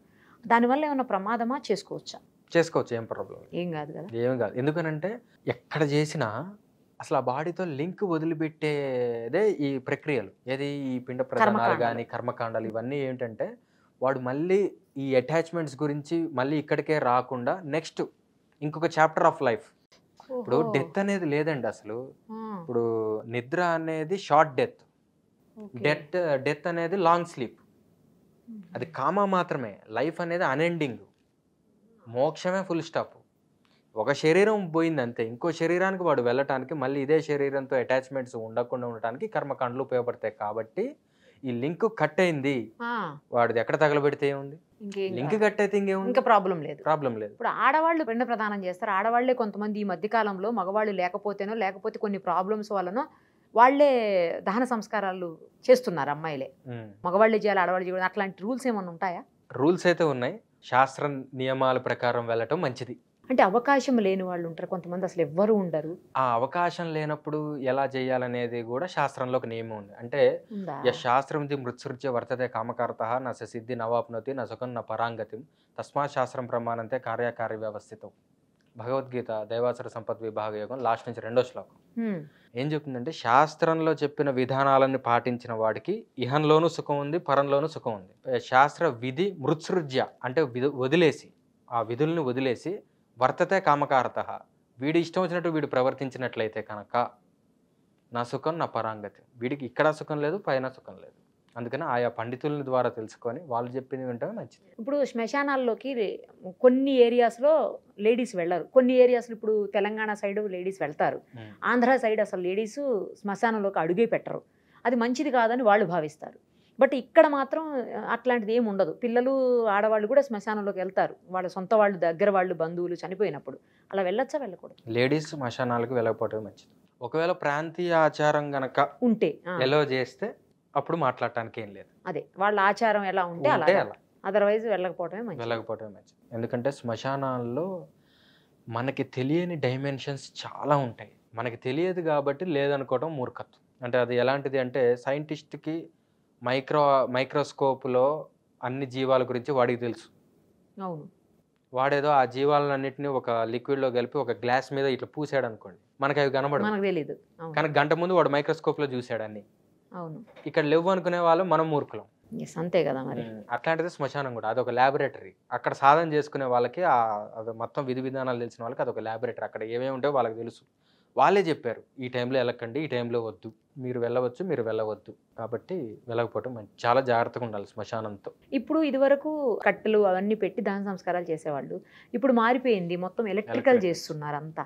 కొంతమంది చెప్తుంటారు ఎలక్ట్రికల్ దహనాలు మంచిది కాదు, న్యాచురల్గా అంతకుముందు కట్టెలతో ఎలా అయితే కాల్చేవాళ్ళు అలా కాల్చి ఆ అస్థికలు తీసి గంగలోనో లేకపోతే కాశీలోనో కృష్ణానది ఇట్లా నదుల్లో కలపటం మంచిది. ఇప్పుడు అది కరెక్ట్ కాదంటారు. నిజమా అండి? అట్లాంటిది ఏమన్నా ఉంటుందా? అగ్నిలో చాలా రకాలు ఉన్నాయి. ఇప్పుడు ఫర్ ఎగ్జాంపుల్ ఇంట్లో కూడా అగ్గిపుల్లతో వెలిగిస్తాం అవును. దీపం, లైటర్తో ఎందుకు వెలిగించాం? అదే అగ్నే కదా. ఇదేమో పెట్రోల్, లిక్విడ్ పెట్రోలియం గ్యాస్ కదా లైటర్ అంటే. కానీ లైటర్ ఎందుకో సిగరెట్లే కాల్చడానికే వాడతారు కదా సార్. మీరు సైకలాజికల్గా చెప్పారు, సిగరెట్లుగా తాగే వాళ్ళు ఉపయోగిస్తారన్న ఉద్దేశంతో నేను వాడను అని అంటున్నారు. మరి సిగరెట్లు బ్యాన్ చేసిన దగ్గర ఇప్పుడు ఫర్ ఎగ్జాంపుల్ ఇది స్మోక్ జోన్ కాదనుకోండి, ఇక్కడ దీపం పెట్టాలి అంటే సైకలాజికల్గా చెప్పారు. కానీ జనరల్గా ఏంటంటే అగ్నిలో రకరకాలు ఉన్నాయి.